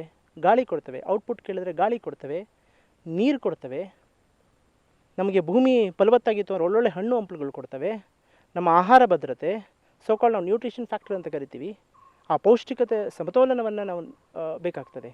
ಇದನ್ನೆಲ್ಲ ಮೂಲಭೂತವಾಗಿ ಈ ಒಂದು ಸ್ಪೇಸ್ ಕೊಡ್ತಾ ಇರುತ್ತೆ. ಯಾವುದೇ ಒಂದು ರೋಗದಿಂದ ಬಳಲುತ್ತಿರುವಂಥ ಒಬ್ಬ ಮನುಷ್ಯ ಈ ಒಂದು ಎಕಲಾಜಿಕಲ್ ಸ್ಪೇಸಲ್ಲಿ ಬಂದರೆ ಅವನ ರೋಗ ನಿರ್ವಹಣೆಯೂ ಭಾಳ ಕಮ್ಮಿ ಆಗ್ತವೆ. ಬುದ್ಧನ ಅಲ್ಟಿಮೇಟ್ ಥಿಯರಿ ಇದೆ, ಅಂದರೆ ಭಾಳ ಸಂತೋಷದಿಂದ ಬದುಕಬೇಕು ಮನುಷ್ಯ, ಅದೇ ಒಂದು ಹೈಯೆಸ್ಟ್ ಲೆವೆಲ್ ಆಫ್ ಸ್ಪಿರಿಚುಯಾಲಿಟಿ ಅಂತ. ಆ ಸಂತೋಷದ ಸ್ಪಿರಿಚುಯಾಲಿಟಿ ಹುಡ್ಕೋಕ್ಕಾಗುವಂಥ ಒಂದು ರೀತಿ ಹೋಪ್ಫುಲಿ ಈ ಒಂದು ಕೃಷಿ ಪದ್ಧತಿಯಲ್ಲಿ. ಯಾಕೆ ಅದನ್ನು ನಾನು ಹೇಳ್ತೀನಿ ಅಂದರೆ ಇಲ್ಲಿ ಬರೀ ಗಿಡ ಮರ ಮತ್ತು ರೈತ ಅಲ್ಲ, ಇಲ್ಲಿ ಹೋಲ್ ಎಕಾಲಜಿ ಇದೆ. ಬಹಳ ಪವಿತ್ರವಾದ ಒಂದು ಸಂಕೇತ ಈ ಒಂದು ಕೃಷಿ ಪದ್ಧತಿ. ಇಲ್ಲಿ ಬರೀ ರೈತ ಮತ್ತು ತೋಟ ಹಣ್ಣು ಗದ್ದೆ ಅನ್ನೋ ಒಂದು ಡಿಸ್ಕಷನ್ಗಿಂತ ಇದು ಕಮ್ಯುನಿಟಿಯಾಗಿ ಒಂದು ಲೆಕ್ಕಾಚಾರ ಆಗಬೇಕು ಅನ್ನೋದು ಅದು ಕಾಲಘಟ್ಟದಲ್ಲಿ ಅದೇ ಒಂದು ಪರ್ಫೆಕ್ಟ್ ಸಿದ್ಧಾಂತ. ಯಾವ ಒಂದು ಇಂಡಿಪೆಂಡೆಂಟ್ ಫಾರ್ಮರ್ಸ್, ನಾವು ಇದೊಂದು ಏನೋ ಒಂದು 5 ಎಕರೆ ಭೂಮಿ ಅಂತ ನಾವು ಕರಿತಾ ಇದ್ದೀವಲ್ಲ, ಇಷ್ಟು ಮಾತ್ರ ನಾನು ಚೆನ್ನಾಗಿರ್ತೀನಿ ಅಂತ ಹೇಳಿಕ್ಕಾಗೋದಿಲ್ಲ. ಯಾಕೆಂದರೆ ಒನ್ಸ್ ಅಪಾನ್ ಅ ಟೈಮ್ ಯಾವುದೋ ಒಂದು ಟೈಮಲ್ಲಿ ಈ ಕ್ಲೈಮೇಟ್ ಚೇಂಜ್, ವಾಯುಗುಣ ವೈಪರೀತ್ಯ ಅಂತ ಕರಿತೀವಿ, ಅದಕ್ಕೆ ತುತ್ತಾಗಿ ಇದೇನಾಗ್ತದೆ, it become islands of success. ಅಂದರೆ ಚೆನ್ನಾಗಿರ್ತವೆ, ಯಾವುದೋ ಒಂದು 5 ವರ್ಷ 6 ವರ್ಷದಲ್ಲಿ ಒಂದು ಬರ ಬಂತು, ಒಂದು ಸಿಕ್ಕಾಪಟ್ಟೆ ಮಳೆ ಬಂತು, ಇಲ್ಲ ಯಾವುದೋ ಒಂದು ಭಯಂಕರ ಕೀಟಗಳು ಅಟ್ಯಾಕ್ ಮಾಡ್ತವೋ, ಹಿಂಗೇನಾರು ಆದ ಪರಿಸ್ಥಿತಿ ಆದಾಗ ಈ ಹೋಲ್ ತೋಟ ಏನಾಗುತ್ತೆ ತನ್ನ ಸಮೃದ್ಧಿನ ಕಳ್ಕೊಳ್ಳುತ್ತೆ. ಅದೊಂದು 20 ವರ್ಷ 25 ವರ್ಷ ಆದಮೇಲೆ ತನ್ನ ಸಂತತಿ ತನ್ನ ಮಕ್ಕಳು ಆ ಕೃಷಿ ಪದ್ಧತಿಗಳನ್ನ ಮಾಡಲಿಕ್ಕೆ ಆಗಲ್ಲ. ಸೊ ಹಾಗಾಗಿ ಈ ಒಂದು ಜಾಗನ ನಾವೇನು ಮಾಡ್ತಾ ಹೋದೋ ತೋಟ ಅಭಿವೃದ್ಧಿ ಆದಮೇಲೆ ಒಂದು ಆಶ್ರಮದ ರೀತಿ ಒಂದು ಪರಿಕಲ್ಪನೆ ಇದೆ. ಆಶ್ರಮದ ರೀತಿ ಪರಿಕಲ್ಪನೆ ಅಂದರೆ ಬೇರೆ ಬೇರೆ ರೈತರುಗಳು ಬಂದು ಇಲ್ಲಿ ಪ್ರಾಕ್ಟೀಸ್ ಮಾಡ್ಬೋದು. ಇಲ್ಲಿ ಒಂಥರ ಶಾಲೆ ವಿದ್ಯಾರ್ಥಿಗಳ ಥರ ಕೂತ್ಕೊಂಡು ಚರ್ಚೆ ಮಾಡಿ ಇಲ್ಲಿ ಕಮ್ಯುನಿಟಿ ಸ್ಪೇಸಲ್ಲಿ ತೊಗೊಳ್ಳೋದಾದರೆ ಅವ್ರವ್ರ ಹಳ್ಳಿಗಳಲ್ಲಿ ಒಂದು ಏನಾದರೂ 50 ಎಕರೆ 100 ಎಕರೆ ಸಮನ್ವಯ ಆಗಿ ಒಂದು 7-8 ಜನ ರೈತರುಗಳು 15 ಜನ ರೈತರುಗಳು 30 ಜನ ರೈತರುಗಳು ಅಥವಾ ಇಫ್ ಪಾಸಿಬಲ್ ಒಂದು 5-6 ಹಳ್ಳಿಗಳು ಈ ಥರ ಏನಾದರೂ ಒಂದು ಜಲಾನಯನ ಪ್ರದೇಶವಾಗಿ ಏನಾರ ಅಭಿವೃದ್ಧಿ ಆಗಬೇಕು ಅನ್ನೋದು ನಮ್ಮ ಲೆಕ್ಕಾಚಾರ. ಈ ಥರ ತೋಟಗಳು 1, 2, 3, 4 ಐಲ್ಯಾಂಡ್ಸ್ ಆಫ್ ಸಕ್ಸಸ್ ಆಗಿ ಈಗಾಗಲೇ ಮಾಡ್ತಾ ಇದ್ದಾರೆ ಹಲವಾರು ಜಾಗಗಳಲ್ಲಿ. ಆದರೆ ಒಂದು ಸಮನ್ವಯ ಒಂದು ರೀತಿ ಬೇಕಾಗಿದೆ, ಒಂದು ದೊಡ್ಡ ಪರ್ಸ್ಪೆಕ್ಟಿವ್ ಬೇಕಾಗಿದೆ. ಅದು ಜಲಾನಯನ ಪ್ರದೇಶ ಅಂತಲೇ ಕರಿತೀವಿ. ಏನಿದು ಜಲಾನಯನ ಪ್ರದೇಶ ಅಂತಂದರೆ ಯಾವುದೋ ಒಂದು 5-6 ಹಳ್ಳಿಗಳು 4-5 ಹಳ್ಳಿಗಳು ಸೇರಿಕೊಂಡಾಗ ಒಂದು ಬೆಟ್ಟ ನಾವು ನೋಡ್ತೀವಿ. ಆ ಬೆಟ್ಟದಿಂದ ಹರಿತಿರುವಂಥ ಒಂದು ಸ್ಟ್ರೀಮ್ಸನ್ನು ನೋಡ್ತೀವಿ. ಅದರ ಕೆಳಗಡೆ ಒಂದು ಗೋಮಾಳ ಜಮೀನುಗಳನ್ನ ನೋಡ್ತೀವಿ. ಅದಾದಮೇಲೆ ನಮಗೆ ಬರೋದೆಲ್ಲ ತೋಟಗಾರಿಕೆ ಕ್ರಾಪ್ಸ್ನ ನೋಡ್ತೀವಿ. ಅದಾದಮೇಲೆ ನಿಮಗೆ ಮಳೆಯಾಶ್ರಿತ ಜಮೀನುಗಳನ್ನ ನೋಡ್ತೀವಿ. ಅದಾದಮೇಲೆ ಅದು ಕೆರೆ ಕುಂಟೆಗಳಾಗ್ತವೆ. ಆಮೇಲೆ ಅದು ನದಿ ಪಾತ್ರಗಳಿಗೆ ಸೇರ್ತವೆ. ಸೊ ಈ ಒಂದು ಪರ್ಸ್ಪೆಕ್ಟಿವ್ನ ನಾವು ಕರೆಕ್ಟಾಗಿ ಅನಲೈಸ್ ಮಾಡಿದಾಗ ಮಳೆ ಬಿದ್ದಿದ್ದ ನೀರು ಕಾಡು ಮೇಲೆ ಬಿದ್ದು ಅದನ್ನು ನೀಟಾಗಿ ಹರಿದು ಆಮೇಲೆ ಸಮುದ್ರಕ್ಕೆ ಹೋಗ್ತದೆ. ಇವತ್ತು ನಾವು ಸಮುದ್ರದ ನೀರುಗಳನ್ನ ವಾಪಸ್ ತೊಗೊಂಬರ್ಬೇಕು ಅಥವಾ ನದಿಗಳನ್ನ ಜೋಡಣೆ ಮಾಡಬೇಕು ಅಂತ ನಾವು ಈ ಟೋಟಲ್ ನ್ಯಾಚುರಲ್ ಎಕಾಲಜಿ ನಮ್ಮದೇನು ಇಡೀ ಪ್ರಕೃತಿ ಒಂದು 3.5 ಬಿಲಿಯನ್ ವರ್ಷ ಕಳೆದಿದ್ದೇವೆ ಅದಕ್ಕೆ ತದ್ವಿರುದ್ಧವಾಗಿ ನಾವು ಯೋಚನೆ ಮಾಡೋಕ್ಕೆ ಹೊರಟಿದ್ದೀವಿ ಇವತ್ತು. ಏನಂದರೆ ನದಿಗಳನ್ನ ಜೋಡಣೆ ಮಾಡಿ ಹಳ್ಳಿಗಳನ್ನ ಉಳಿಸ್ಬೇಕು ಅಂತ. ಇದು ಯಾವ ಕಾಲಘಟ್ಟದಲ್ಲೂ ಸಾಧ್ಯವಿಲ್ಲ. ಇದಾಗ್ತಿರೋ ಕತೆ. ಇದು ಅಪ್ಪಿತಪ್ಪಿ ಇದೇನಾದ್ರು ಆಯಿತು ಅಂದರೆ ಪ್ರಾಬಲಿ ಹೇಳ್ತೀವಿ ತುಂಬ ದೊಡ್ಡ ಡಿಸಾಸ್ಟರ್ ಕಾಯ್ದಿದೆ. ಡಿಸಾಸ್ಟರ್ ಏನಪ್ಪ ಅಂದರೆ ಯಾವುದೋ ನದಿ ಗಂಗಾ ನದಿ ಒಂದು ಲೆಕ್ಕಾಚಾರ ಇರ್ತವೆ, ಕಾವೇರಿ ನದಿ ಒಂದು ಲೆಕ್ಕಾಚಾರ ಇರ್ತವೆ. ಅದರದ್ದು ಎಲೆಕ್ಟ್ರಿಕಲ್ ಕಂಡಕ್ಟಿವಿಟಿ ಅದರ pH ಮತ್ತು ಅಲ್ಲಿರುವಂಥ ಅಕ್ವಾಟಿಕ್ ಲೈಫ್ಸ್ ಬಿಹೇವಿಯರ್ಸ್ ಬೇರೆ ಇರ್ತವೆ. ಅಲ್ಲಿಗೆ ಯಾವುದ್ಯಾವುದೋ ಬೇರೆ ಬೇರೆ ಗ್ಯಾಂಜೆಟಿಕ್ ಪ್ಲೈನ್ಸಿಂದ ಬಂದಿರುವಂಥ ಮಣ್ಣು ಆ ಒಂದು ಎಕಾಲಜಿನೇ ಬೇರೆ. ಪ್ರತಿಯೊಂದು river has got its own ecology. ಇದು 2 ನದಿಗಳನ್ನ ಜೋಡಣೆ ಮಾಡಿದಾಗ ಇದು ಹೇಗಾಗ್ತದೆ ಅಂದರೆ ಈ O ಪಾಸಿಟಿವ್ ಮತ್ತು A ಪಾಸಿಟಿವ್ ಬ್ಲಡ್ ಗ್ರೂಪ್ನ ಒಂದು ಮಾಡೋಕ್ಕೆ ಟ್ರೈ ಮಾಡ್ದಂಗಿದೆ. ಹಾಗಾದಾಗ ಖಂಡಿತವಾಗ್ಲೂ ಮನುಷ್ಯನೂ ನಾಶ ಆಗ್ತಾನೆ, ಎಕಾಲಜಿನೂ ನಾಶ ಆಗ್ತದೆ. ಈ ಒಂದು ನ್ಯಾಚುರಲ್ ಫಾರ್ಮಿಂಗ್ ಪದ್ಧತಿಗಳಲ್ಲಿ ಜಲಾನಯನ ಪ್ರದೇಶವಾಗಿ ಒಂದು ಏನಾರ ಆಲೋಚನೆ ನಾವು ಮಾಡೋದಾದರೆ ಅಲ್ಲಿರೋ ಹಳ್ಳಿಗಳು ಸಮನ್ವಯವಾಗಿ ಒಂದು ಕಾಡನ್ನು ಅಭಿವೃದ್ಧಿ ಮಾಡಬೇಕು. ಅಂದರೆ ಒಂದು ಕಮ್ಯುನಿಟಿ ಸ್ಪೇಸಾಗಿ ನೋಡಬೇಕು ಕಾಡನ್ನು. ಆ ಕಾಡುಗಳನ್ನ ಅಭಿವೃದ್ಧಿ ತೊಗೋಬೇಕಾಗತ್ತೆ. ಆ ಕಾಡಾದಮೇಲೆ ಗೋಮಾಳ ಜಮೀನುಗಳ ಅಭಿವೃದ್ಧಿ ಆಗಬೇಕು. ಇವತ್ತು ಕಾಡು ಮತ್ತು ಗೋಮಾಳ ಜಮೀನುಗಳನ್ನ ಹತ್ತತ್ರ ಒಂದೇ ಥರ ನೋಡೋಕ್ಕೆ ಟ್ರೈ ಮಾಡ್ತಾರೆ. ಆದರೆ ಗೋಮಾಳ ಜಮೀನಿಗೆ ಅದರದೇ ಆದ ಒಂದು ಸೈನ್ಸ್ ಇದೆ, ಅದರದೇ ಆದ ಒಂದು ಎಕಾಲಜಿ ಇದೆ. ನಾವು ನೋಡುವಂಥ ಈ ಹಾವುಗಳಾಗಿರ್ಬೋದು, ಪಿಕಾಕ್ಸ್ಗಳಾಗಿರ್ಬೋದು, ಅಥವಾ ರ್ಯಾಬಿಟ್ಸ್ ಆಗಿರ್ಬೋದು, ಫಾಕ್ಸ್ ಮತ್ತು ಹೈನಾ ಅಂತ ಆ ಥರ ಆಗಿರ್ಬೋದು, ವಲ್ಚರ್ಸ್ಗಳಾಗಿರ್ಬೋದು, ಅಥವಾ ಬ್ಲ್ಯಾಕ್ ಬಕ್ಸ್ ಆಗಿರ್ಬೋದು, ಇವೆಲ್ಲ ಬಂದ್ಬಿಟ್ಟು ಒಂದು ನಮ್ಮ ಗೋಮಾಳ ಜಮೀನುಗಳಲ್ಲಿ ಇರುವಂಥ ಒಂದು ಪ್ರಾಣಿ. ಸೊ ಈ ಪ್ರಾಣಿಗಳನ್ನ ಇವತ್ತು ಏನು ಮಾಡ್ತಾ ಇದ್ದಾರೆ, ಗೋಮಾಳ ಜಮೀನುಗಳನ್ನ ನಾವು ಕೃಷಿಗೆ ತೊಗೊಂಡು ಹೋಗ್ತಾ ಇದ್ದೀವಿ, ಇಂಡಸ್ಟ್ರೀಸ್ಗೆ ತೊಗೊಂಡು ಹೋಗ್ತಾ ಇದ್ದೀವಿ ಅನ್ನೋ ಚರ್ಚೆ ಮಾತುಕತೆಗಳು ನಡೀತಾ ಇದ್ದಾವೆ. ಆ ಪ್ರಾಣಿ ಪಕ್ಷಿಗಳು ಎಲ್ಲಿ ಹೋಗಬೇಕು? ನೀವೇನಾದರೂ ಕೃಷಿಯನ್ನು ಅಲ್ಲಿ ನೀವೇನಾದರೂ ಯಾವುದೋ ಇಂಡಸ್ಟ್ರೀಸ್ಗಳನ್ನ ಸೆಟಪ್ ಮಾಡಿದಾಗ ಅಲ್ಲಿ ಕಾನ್ಫ್ಲಿಕ್ಟ್ಸ್ಗಳು ಶುರು ಆಗ್ತದೆ. ಆ ಆನಿಮಲ್ಸ್ಗಳು ನಮಗೆ ದಾಳಿ ಮಾಡ್ತವೆ. ಆ ಚಿರತೆಗಳು ನಮ್ಮ ದನಗಳನ್ನ ಅಟ್ಯಾಕ್ ಮಾಡ್ತವೆ, ಆ ಚಿರತೆಗಳು ನಮ್ಮ ನಾಯಿಗಳನ್ನ ಅಟ್ಯಾಕ್ ಮಾಡ್ತವೆ, ಮನುಷ್ಯರ ಮೇಲೂ ಬಹಳಷ್ಟು ಅಟ್ಯಾಕ್ ಆಗ್ತವೆ, ಹಂದಿಗಳು ನಮ್ಮ ತೋಟಗಳಿಗೆ ನುಗ್ತಾ ಹೋಗ್ತವೆ. ಈ ಅನಿಮಲ್ ಕಾನ್ಫ್ಲಿಕ್ಟ್ಸ್ಗಳು ಜಾಸ್ತಿ ಆಗ್ತಾ ಹೋಗುತ್ತೆ ನಾವು ಗೋಮಾಳ ಜಮೀನುಗಳನ್ನ ಸರಿಗೆ ನಿರ್ಮಾಣ ಮಾಡಲಿಲ್ಲ ಅಂದರೆ. ಎರಡನೇದಾಗಿ ಕಾಡಿಗಿಂತ ಹೈಯೆಸ್ಟ್ ನೀರನ್ನು ಅಬ್ಸಾರ್ಬ್ ಮಾಡ್ಕೊಳ್ಳೋ ಶಕ್ತಿ ಇರೋದು ಗೋಮಾಳ ಜಮೀನುಗಳಿಗೆ. ಈ ಗೋಮಾಳ ಜಮೀನುಗಳಲ್ಲಿ ಭಾಳ ಜಾಸ್ತಿ ಇರೋದು ಗ್ರಾಸಸ್. ಒಂದು ಹುಲ್ಲನ್ನು ನಾವು ಸರಿಗೆ ನೋಡೋದಾದರೆ ಆ ಪಾಯಿಂಟ್ಸನ್ನು ತುದಿನ ನೋಡೋದಾದ್ರೆ ಭಾಳ ಶಾರ್ಪಾಗಿರುತ್ತೆ. ಅಲ್ಲಿ ನೀರನ್ನು ಅಬ್ಸಾರ್ಬ್ ಮಾಡಿಕೊಂಡು ಕಂಪ್ಲೀಟಾಗಿ ರೂಟ್ಸ್ ತೊಗೊಂಡು ಇಂಜೆಕ್ಟ್ ಮಾಡ್ತಾ ಇರುತ್ತೆ. ನಾವು ಇಂಜೆಕ್ಟರ್ಸ್ ಅಂತ ಕರಿತೀವಿ. ನಾವು ಸಿರಿಂಜ್ ಇಂಜೆಕ್ಟ್ ಮಾಡ್ತಾರೆ ನಮ್ಮ ದೇಹಕ್ಕೆ. ಆ ನೀರು ಒಳಗಡೆ ಹೋಗಿ PS ಮಾಡಿ ಒಳಗಡೆ ನಾವು ಇಂಜೆಕ್ಟ್ ಮಾಡುತ್ತೆ ಸಿರಿಂಜ್ ಮುಖಾಂತರ. ಹಾಗೆ ಗ್ರಾಸಸ್ಗಳೆಲ್ಲ ಸಿರಿಂಜ್ಗಳಿದ್ದಾಗೆ ಅದು ನೀರನ್ನು ಸಿಕ್ಕಾಪಟ್ಟೆ ನೀರುಗಳನ್ನ ಅದು ಹಿಬ್ನಿ ನೀರನ್ನು ಇಂಜೆಕ್ಟ್ ಮಾಡೋ ಕೆಪಾಸಿಟಿನ ಹೊಂದಿರುತ್ತದೆ ಗೋಮಾಳ ಜಮೀನುಗಳು. ಸೊ ಈ ಗೋಮಾಳ ಜಮೀನುಗಳ ಪಾತ್ರ ಭಾಳ ದೊಡ್ಡದಾಗಿದೆ. ಅದೇ ಒಂದು ಬ್ಯೂಟಿಫುಲ್ ಎಕಾಲಜಿ. ಅದನ್ನು ನಾವು ಡಿಸ್ಟರ್ಬ್ ಮಾಡಬಾರ್ದು. ಕಾಡನ್ನು ಎಷ್ಟು ಮುಖ್ಯನೋ ಗೋಮಾಳ ಜಮೀನು ಅಷ್ಟೇ ಮುಖ್ಯ. ಅದ ನಂತರ ಅಲ್ಲಿ ಹರಿಯೋ ನೀರುಗಳನ್ನ ನಾವು ಕೆರೆಗಳಾಗಿ, ಕುಂಟೆಗಳಾಗಿ, ಆಮೇಲೆ ಟ್ರಿಬ್ಯೂಟರಿಯಾಗಿ ಅದು ನದಿ ಪಾತ್ರಗಳನ್ನ ಸೇರಬೇಕು. ಈ ತೋಟಗಳ ಒಂದು ಸಮಗ್ರ ಒಂದು ಉದ್ದೇಶನೇ ಜಲಾನಯನ ಪ್ರದೇಶಗಳಾಗಿರ್ಬೇಕು. ನಮ್ಮ ತುಮಕೂರಲ್ಲೇ ನೋಡೋದಾದರೆ ನಾವು ಒಂದು 23-25 ಜಲಾನಯನ ಪ್ರದೇಶಗಳನ್ನ ತುಂಬ ಅಚ್ಚುಕಟ್ಟಾಗಿ ಮಾಡ್ಬೋದು. ಅಲ್ಲಿ ಕಿರು ಜಲಾನಯನ ಅಂತೀವಿ, ಮೈಕ್ರೋ ವಾಟರ್ ಶೆಡ್ಸ್ ಅಂತೀವಿ, ಮ್ಯಾಕ್ರೋ ವಾಟರ್ ಶೆಡ್ಸ್ ಅಂತ ಕರಿತೀವಿ. ಈ ಒಂದು ಮುಂದಿನ ಭವಿಷ್ಯ ನಾವು ಹೇಳೋದಾದರೆ ಗಾಂಧೀಜಿಯವರು 10ರಲ್ಲಿ 12ರಲ್ಲಿ ಸ್ವರಾಜ್ಯದ ಕಲ್ಪನೆಗಳ ಬಗ್ಗೆ ಜಾಸ್ತಿ ಮಾತಾಡ್ತಾರೆ. ತಿಲಕ್ ಅವ್ರು ಹೇಳಿದ್ರು, ಅದನ್ನು ಕಂಟಿನ್ಯೂ ಮಾಡ್ತಾರೆ ಗಾಂಧಿಯವರು. ಪ್ರಾಬಲಿ ಆ ಸ್ವರಾಜ್ಯನ ಮರಿಕಳಿಸ್ಬೇಕು, ಆ ಒಂದು ಆಲೋಚನೆಗಳು, ನಾವೊಂದು ಸೆಲ್ಫ್ ರಿಲಯಂಟ್ ಎಕಾನಮಿ, ಸೆಲ್ಫ್ ರಿಲಯಂಟ್ ವಿಲೇಜಸ್ ಅಂತ ಮಾತಾಡ್ತೀವಿ, ಅದು ನಮಗೆ ಬರಬೇಕು ಅಂದರೆ ಪ್ರಾಬಲಿ ಜಲಾನಯನ ಪ್ರದೇಶಗಳೇ ಅದಕ್ಕೆ ಒಂದು ಒಳ್ಳೆ ಉತ್ತರ ಆಗ್ತದೆ. ಬರೀ ತೋಟಗಳು ಮಾತ್ರ ಅಲ್ಲ. ನಾವು ಈ ಥರ ತೋಟಗಳ ಎಕ್ಸ್ಪೆರಿಮೆಂಟ್ಸ್ಗಳನ್ನ ಅಕ್ರಾಸ್ ತುಮಕೂರು ಮಾಡ್ತಾಯಿದ್ದೀವಿ. ಒಂದು ಜಲಾನಯನ ಪ್ರದೇಶಗಳು ಕೂಡ ಬೋರಾಗುಂಟೆ ಅನ್ನೋ ಜಾಗದಲ್ಲಿ ಒಂದು 7400 ಎಕರೆ ಭೂಮಿಯಲ್ಲಿ, ಅಲ್ಲಿ ಕಾಡೆ ಒಂದು 2000 ಚಿಲ್ಲರೆ ಎಕರೆ ಇದ್ದಾವೆ, ಗೋಮಾಳ ಜಮೀನು 1000 ಚಿಲ್ಲರೆ ಎಕರೆ ಇದ್ದಾವೆ, ತೋಟಗಾರಿಕೆ ಇದ್ದಾವೆ, ಮತ್ತು ನಮ್ಮ ಡ್ರೈಲ್ಯಾಂಡ್ ಅಗ್ರಿಕಲ್ಚರ್ ಅಂತ ನಾವು ಕರಿತೀವಿ, ಸಿಕ್ಕಾಪಟ್ಟೆ ಸ್ಟ್ರೀಮ್ಸ್ಗಳಿದ್ದಾವೆ. ಅಲ್ಲಿ ನಾವು ಈ ಒಂದು ಇನಿಷಿಯೇಟಿವ್ನ ತೊಗೊಳ್ತಾ ಇದ್ವಿ. ಸೊ ಹೀಗೆ ಒಂದು ನ್ಯಾಚುರಲ್ ಫಾರ್ಮಿಂಗ್ ತೋಟ ಒಂದು ಆಶ್ರಮವಾಗಿ ಕಲ್ಪನೆ ಇದೆ. ಈ ಆಶ್ರಮವಾಗಿರೋ ಕಲ್ಪನೆ ನೆಕ್ಸ್ಟ್ ಜಲಾನಯನ ಪ್ರದೇಶಗಳಾಗಿ ಮಾಡುವಂಥ ಒಂದು ಕಲ್ಪನೆ ಕೂಡ ಇದೆ. ಎರಡನೇದಾಗಿ ಈ ಒಂದು ಆಶ್ರಮಕ್ಕೆ ನಾವು ಗಾಂಧೀಜಿ ಸಹಜ ಬೇಸಾಯ ಶಾಲೆ ಅಂತ ಹೇಳ್ತೀವಿ. ಭಾಳ ಜನ ಕೇಳ್ತಾರೆ, ಬೇಸಾಯಕ್ಕೂ ಗಾಂಧಿಗೂ ಏನಾದ್ರು ರಿಲೇಷನ್ಶಿಪ್ ಇದೆಯಾ ಅಂತ. ಖಂಡಿತವಾಗ್ಲೂ ಇದೆ. ಗಾಂಧೀಜಿಯವರ ಪರಿಕಲ್ಪನೆಯೇ ಬಂದು ಸ್ವರಾಜ್ಯ ಅಂತ. ಸ್ವರಾಜ್ಯ ಅಂದರೆ ಗ್ರಾಮ ಸ್ವರಾಜ್ಯ ಅಂತ. ಪ್ರತಿಯೊಂದು ಗ್ರಾಮನೂ ಕೂಡ ಒಂದು ದೇಶ ಇದ್ದಾಗೆ, ಅದು ಉದ್ಧಾರ ಆದರೆ ಮಾತ್ರ. ಅದೇ ನಮ್ಮ ನಾಡಿ, ನಮ್ಮ ಪಲ್ಸ್, ನಮ್ಮ ಇಂಡಿಯಾದ ಪಲ್ಸ್ಗಳೇ ವಿಲೇಜಸ್ ಅಂತ. ಆ ನಾಡಿ ಮಿಡಿತ ಸರಿ ಹೋದರೆ ಮಾತ್ರ ನಮ್ಮ ಹೋಲ್ ಸಿಸ್ಟಮ್, ಇಂಡಿಯನ್ ಸಿಸ್ಟಮ್ ಸರಿ ಹೋಗುತ್ತೆ ಅಂತ ಒಂದು ಪರಿಕಲ್ಪನೆ ಗಾಂಧಿಯವರಿಗಿತ್ತು. ಅವರು ಭಾಳ ಸೂಕ್ಷ್ಮವಾಗಿ ಹೇಳ್ತಾ ಇದ್ದರು ಡಿಸೆಂಟ್ರಲೈಸೇಷನ್ ಥಿಯರಿ ಅಂತ. ಪ್ರತಿಯೊಂದನ್ನು ಕೂಡ ನಾವೇನು ಮಾಡಬೇಕು, ಡಿಸೆಂಟ್ರಲೈಸ್ ಮಾಡಬೇಕು, ಹಳ್ಳಿಗಳಲ್ಲಿ ಪಂಚಾಯತ್ ಲೆವೆಲ್ಗೆ ತರಬೇಕು ಅಂತ. ಆ ಒಂದು ಪರಿಕಲ್ಪನೆಯೂ ಕೂಡ ನಮ್ಮ ಆಶ್ರಮಕ್ಕೂ ಕೂಡ. ಹಾಗಾಗಿ ನಾವು ಗಾಂಧೀಜಿ ಸಹಜ ಬೇಸಾಯ ಶಾಲೆ ಅಂತ ಹೇಳ್ತಾ ಇದ್ದೀವಿ. ಈ ಥರ ಒಂದು ಗಾಂಧೀಜಿ ಸಹಜ ಬೇಸಾಯ ಶಾಲೆ ಅಂತ ನಮ್ಮ 10 ಅಗ್ರೋಕ್ಲೈಮ್ಯಾಟಿಕ್ ಝೋನ್ಸ್ ಇದ್ದಾವೆ ಕರ್ನಾಟಕದಲ್ಲಿ. ಈ 10 ಅಗ್ರೋಕ್ಲೈಮ್ಯಾಟಿಕ್ ಝೋನ್ಸ್ಗಳಲ್ಲೂ ಕೂಡ ಒಂದೊಂದು ಶಾಲೆಗಳಂದರೆ ಅದು ಮಿನಿಮಮ್ ರಿಕ್ವೈರ್ಮೆಂಟ್ ಒಂದು ತೋಟ, ಒಂದು 5-6 ಎಕರೆ, ಅಲ್ಲೊಂದು ಆಶ್ರಮಗಳ ನೆಲೆಗಟ್ಟಾದರೆ ಅಲ್ಲಿರೋ ರೈತರುಗಳೆಲ್ಲರೂ ಬಂದು ಅಲ್ಲಿ ಡಿಸ್ಕಷನ್ ಮಾಡ್ತಾ ಹೋದರೆ ನಮ್ಮ ಕೃಷಿಯ ಪರಂಪರೆ ಬಗ್ಗೆ, ನಮ್ಮ ಮುಂದೆ ಆಗಬೇಕಾಗಿರುವಂಥ ಜಲಾನಯನ ಪ್ರದೇಶ ಚರ್ಚೆ ಆಗಿರ್ಬೋದು, ಆ ಸರ್ಕಾರದ ನೀತಿಗಳ ಚರ್ಚೆ ಆಗಿರ್ಬೋದು, ಕ್ಲೈಮೇಟ್ ಚೇಂಜ್ ಮೇಲೆ ಆಗಿರ್ಬೋದು, ಈ ಒಂದು ಸ್ಪೇಸ್, ಆ ಒಂದು ಡಿಸ್ಕಷನ್ಸ್ಗಳಿಗೆ ಏನಾದರೂ ಎಡೆ ಮಾಡಿಕೊಟ್ರೆ ಒಂದು 10 ಅಗ್ರೋಕ್ಲೈಮ್ಯಾಟಿಕ್ ಝೋನ್ಸಲ್ಲಿ 10 ಆಶ್ರಮಗಳನ್ನ ನಾವು ನಿರ್ಮಾಣ ಮಾಡೋದಾದರೆ ಪ್ರಾಬಲಿ ಇದಕ್ಕೊಂದು ಚಳುವಳಿ ಸ್ವರೂಪ ಸಿಗುತ್ತೆ. ಆಶ್ರಮಗಳಿಗೆ ಒಂದು ಚಳುವಳಿ ಸ್ವರೂಪ ಸಿಗುತ್ತೆ, ಕೃಷಿಯ ಬದುಕಿಗೆ ಒಂದು ಚಳುವಳಿ ಸ್ವರೂಪ ಸಿಗುತ್ತೆ. ಬ್ರಾಡ್ ಕೊಯಲೇಷನ್ ಫಾರ್ಮ್ ಮಾಡ್ಬೋದು, ಒಂದು ಕರ್ನಾಟಕದಾದ್ಯಂತ ಒಂದರ ವಿಸ್ತರಣೆ ಮಾಡ್ಬೋದು. ಇಲ್ಲಿ ಡಿಸೆಂಟ್ರಲೈಸೇಷನ್ ಥಿಯರಿ ಭಾಳ ತುಂಬ ಸಮಗ್ರವಾಗಿ ನಮ್ಮ ಪಂಚಾಯತ್ ರಾಜ್ ಸಿಸ್ಟಮ್ ನೋಡಿದೆ ಅದನ್ನು. ಇಲ್ಲಿ ಬರೀ ಕೃಷಿ ಮಾತ್ರ ನ್ಯಾಯ ಅಂತ ಹೇಳ್ತಾ ಇಲ್ಲ, ಕೃಷಿಗೆ ಅಲೈಡ್ ಆ್ಯಕ್ಟಿವಿಟೀಸ್ ಅಂತ ನಾವು ಕರಿತೀವಿ. ಪೌಲ್ಟ್ರಿ ಆಗಿರ್ಬೋದು, ಫಿಶರಿ ಸೈನ್ಸ್ ಆಗಿರ್ಬೋದು, ಪಿಗರಿ ಆಗಿರ್ಬೋದು, ಇವ್ರಿಗೆ ಎಲ್ಲರಿಗೂ ಸಮನ್ವಯ ಆಗಿರ್ತಾರೆ. ಲ್ಯಾಂಡ್ಲೆಸ್ ಲೇಬರರ್ಸ್ಗಳಾಗಿರ್ಬೋದು, ಅವರು ಕೂಡ ಕೃಷಿಕರೇ. ಕೃಷಿ ಬರೀ ತೋಟ ಇಟ್ಕೊಂಡಿರೋನು, ಗದ್ದೆ ಇಟ್ಕೊಂಡಿರೋನು ಮಾತ್ರ ಅಲ್ಲ. ಸೊ ಆ ಒಂದು ಪರ್ಸ್ಪೆಕ್ಟಿವಲ್ಲಿ ಆಶ್ರಮಗಳಾಗಬೇಕು ಅನ್ನೋ ಕೂಡ ನಿಲುವು ನಮಗಿದೆ.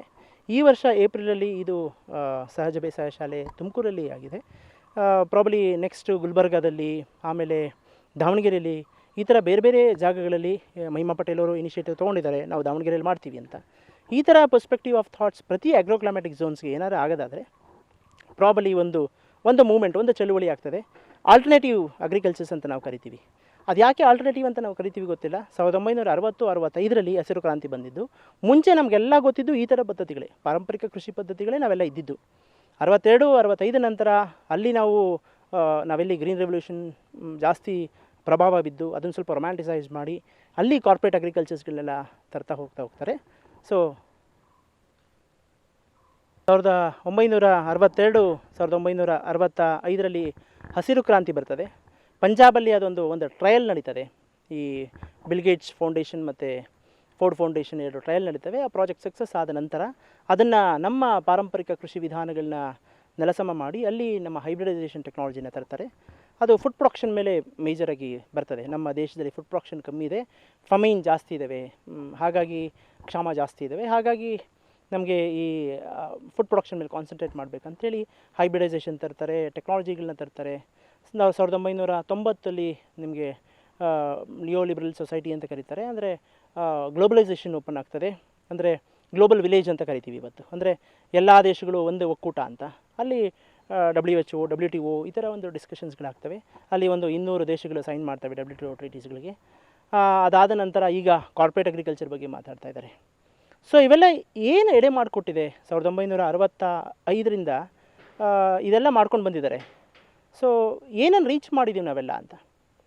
ಯಾವುದೇ ಒಂದು ಪಾಲಿಸಿ, ಯಾವುದೇ ಒಂದು ಪ್ರೋಗ್ರಾಮ್, ಯಾವುದೇ ಒಂದು ಸ್ಕೀಮ್ ಜನಗಳ ಹಿತಾಸಕ್ತಿಗೆ ಆಗಬೇಕು. ಈ ಜನಗಳ ಹಿತಾಸಕ್ತಿ ನಿಜವಾಗ್ಲೂ ಕಾಪಾಡ್ಕೊಂಡಿದೆಯಾ ಅನ್ನೋ ಪ್ರಶ್ನೆ ಇವತ್ತು. ಹಾಗೆ ನೋಡಿದ್ರೆ ಅಗ್ರೇರಿಯನ್ ಕ್ರೈಸಿಸ್ ಅಂತ ನಾವು ಕರಿತೀವಿ. ಅಗ್ರೇರಿಯನ್ ಕ್ರೈಸಿಸ್ ಅಂದರೆ ಹಳ್ಳಿಗಳಲ್ಲಿ ಇವತ್ತು ತಾಂಡವಾಡ್ತಿರುವಂಥ ಕಷ್ಟಗಳು. ಮೊದಲನೇದು ನಾವು ನೋಡೋದಾದರೆ ಇಡೀ ಇಂಡಿಯಾದಲ್ಲಿ ಲ್ಯಾಂಡ್ ಡಿಗ್ರೇಡೇಷನ್ ಮತ್ತು ಡೆಸರ್ಟಿಫಿಕೇಷನ್ ಅಂತ ಕರೀತಾರೆ. ಈ ಲ್ಯಾಂಡ್ ಡಿಗ್ರೇಡೇಷನ್ ಮತ್ತು ಡೆಸರ್ಟಿಫಿಕೇಷನ್ ಅಟ್ಲಾಸ್ ಆಫ್ ಇಂಡಿಯಾ ಅಂತ ಒಂದಿದೆ. ಅದನ್ನು ಇಸ್ರೋ ಮತ್ತು ಗೌರ್ಮೆಂಟ್ ಆಫ್ ಇಂಡಿಯಾ ಇನಿಷಿಯೇಟಿವ್ ತೊಗೊಂಡು 5-6 ವರ್ಷ ಸುದೀರ್ಘವಾಗಿ ಚರ್ಚೆ ಮಾಡಿ, ಸುದೀರ್ಘವಾಗಿ ಒಂದು ರಿಸರ್ಚ್ ಮಾಡಿ ಅದು ಒಂದು ಔಟ್ಕಮ್ ಬಂದಿದೆ. ಪುಸ್ತಕನ ರಿಲೀಸ್ ಮಾಡಿದ್ದಾರೆ. 29% ಇಂಡಿಯಾ ಮರುಭೂಮೀಕರಣ ಆಗಿದೆ, 36% ಕರ್ನಾಟಕ ಮರುಭೂಮೀಕರಣ ಆಗಿದೆ. ಸೊ ನಾವು ಈ ಒಂದು ಕೃಷಿ ಪದ್ಧತಿ, ಕೃಷಿನೇ ನಾನು ಯಾಕೆ ಒತ್ತು ಕೊಡ್ತೀನಿ ಅಂದರೆ ನಮ್ಮದು 89% ನಮ್ಮ ನೀರನ್ನು ನಾವು ಉಪಯೋಗಿಸ್ಕೊಳ್ತಾ ಇರೋದು ಕೃಷಿಯಲ್ಲಿ ನಮ್ಮ ಭಾರತದಲ್ಲಿ. ಸೊ ಎಲ್ಲಿ ನೀರುಗಳನ್ನ ಜಾಸ್ತಿ ಉತ್ತೇಜನ ಕೊಡ್ತಾ ಇದ್ದಾರೋ ಅಲ್ಲೇ ಆ್ಯಕ್ಚುಲಿ ಕ್ರೈಸಿಸ್ ಜಾಸ್ತಿ ಆಗ್ತಾ ಹೋಗುತ್ತೆ.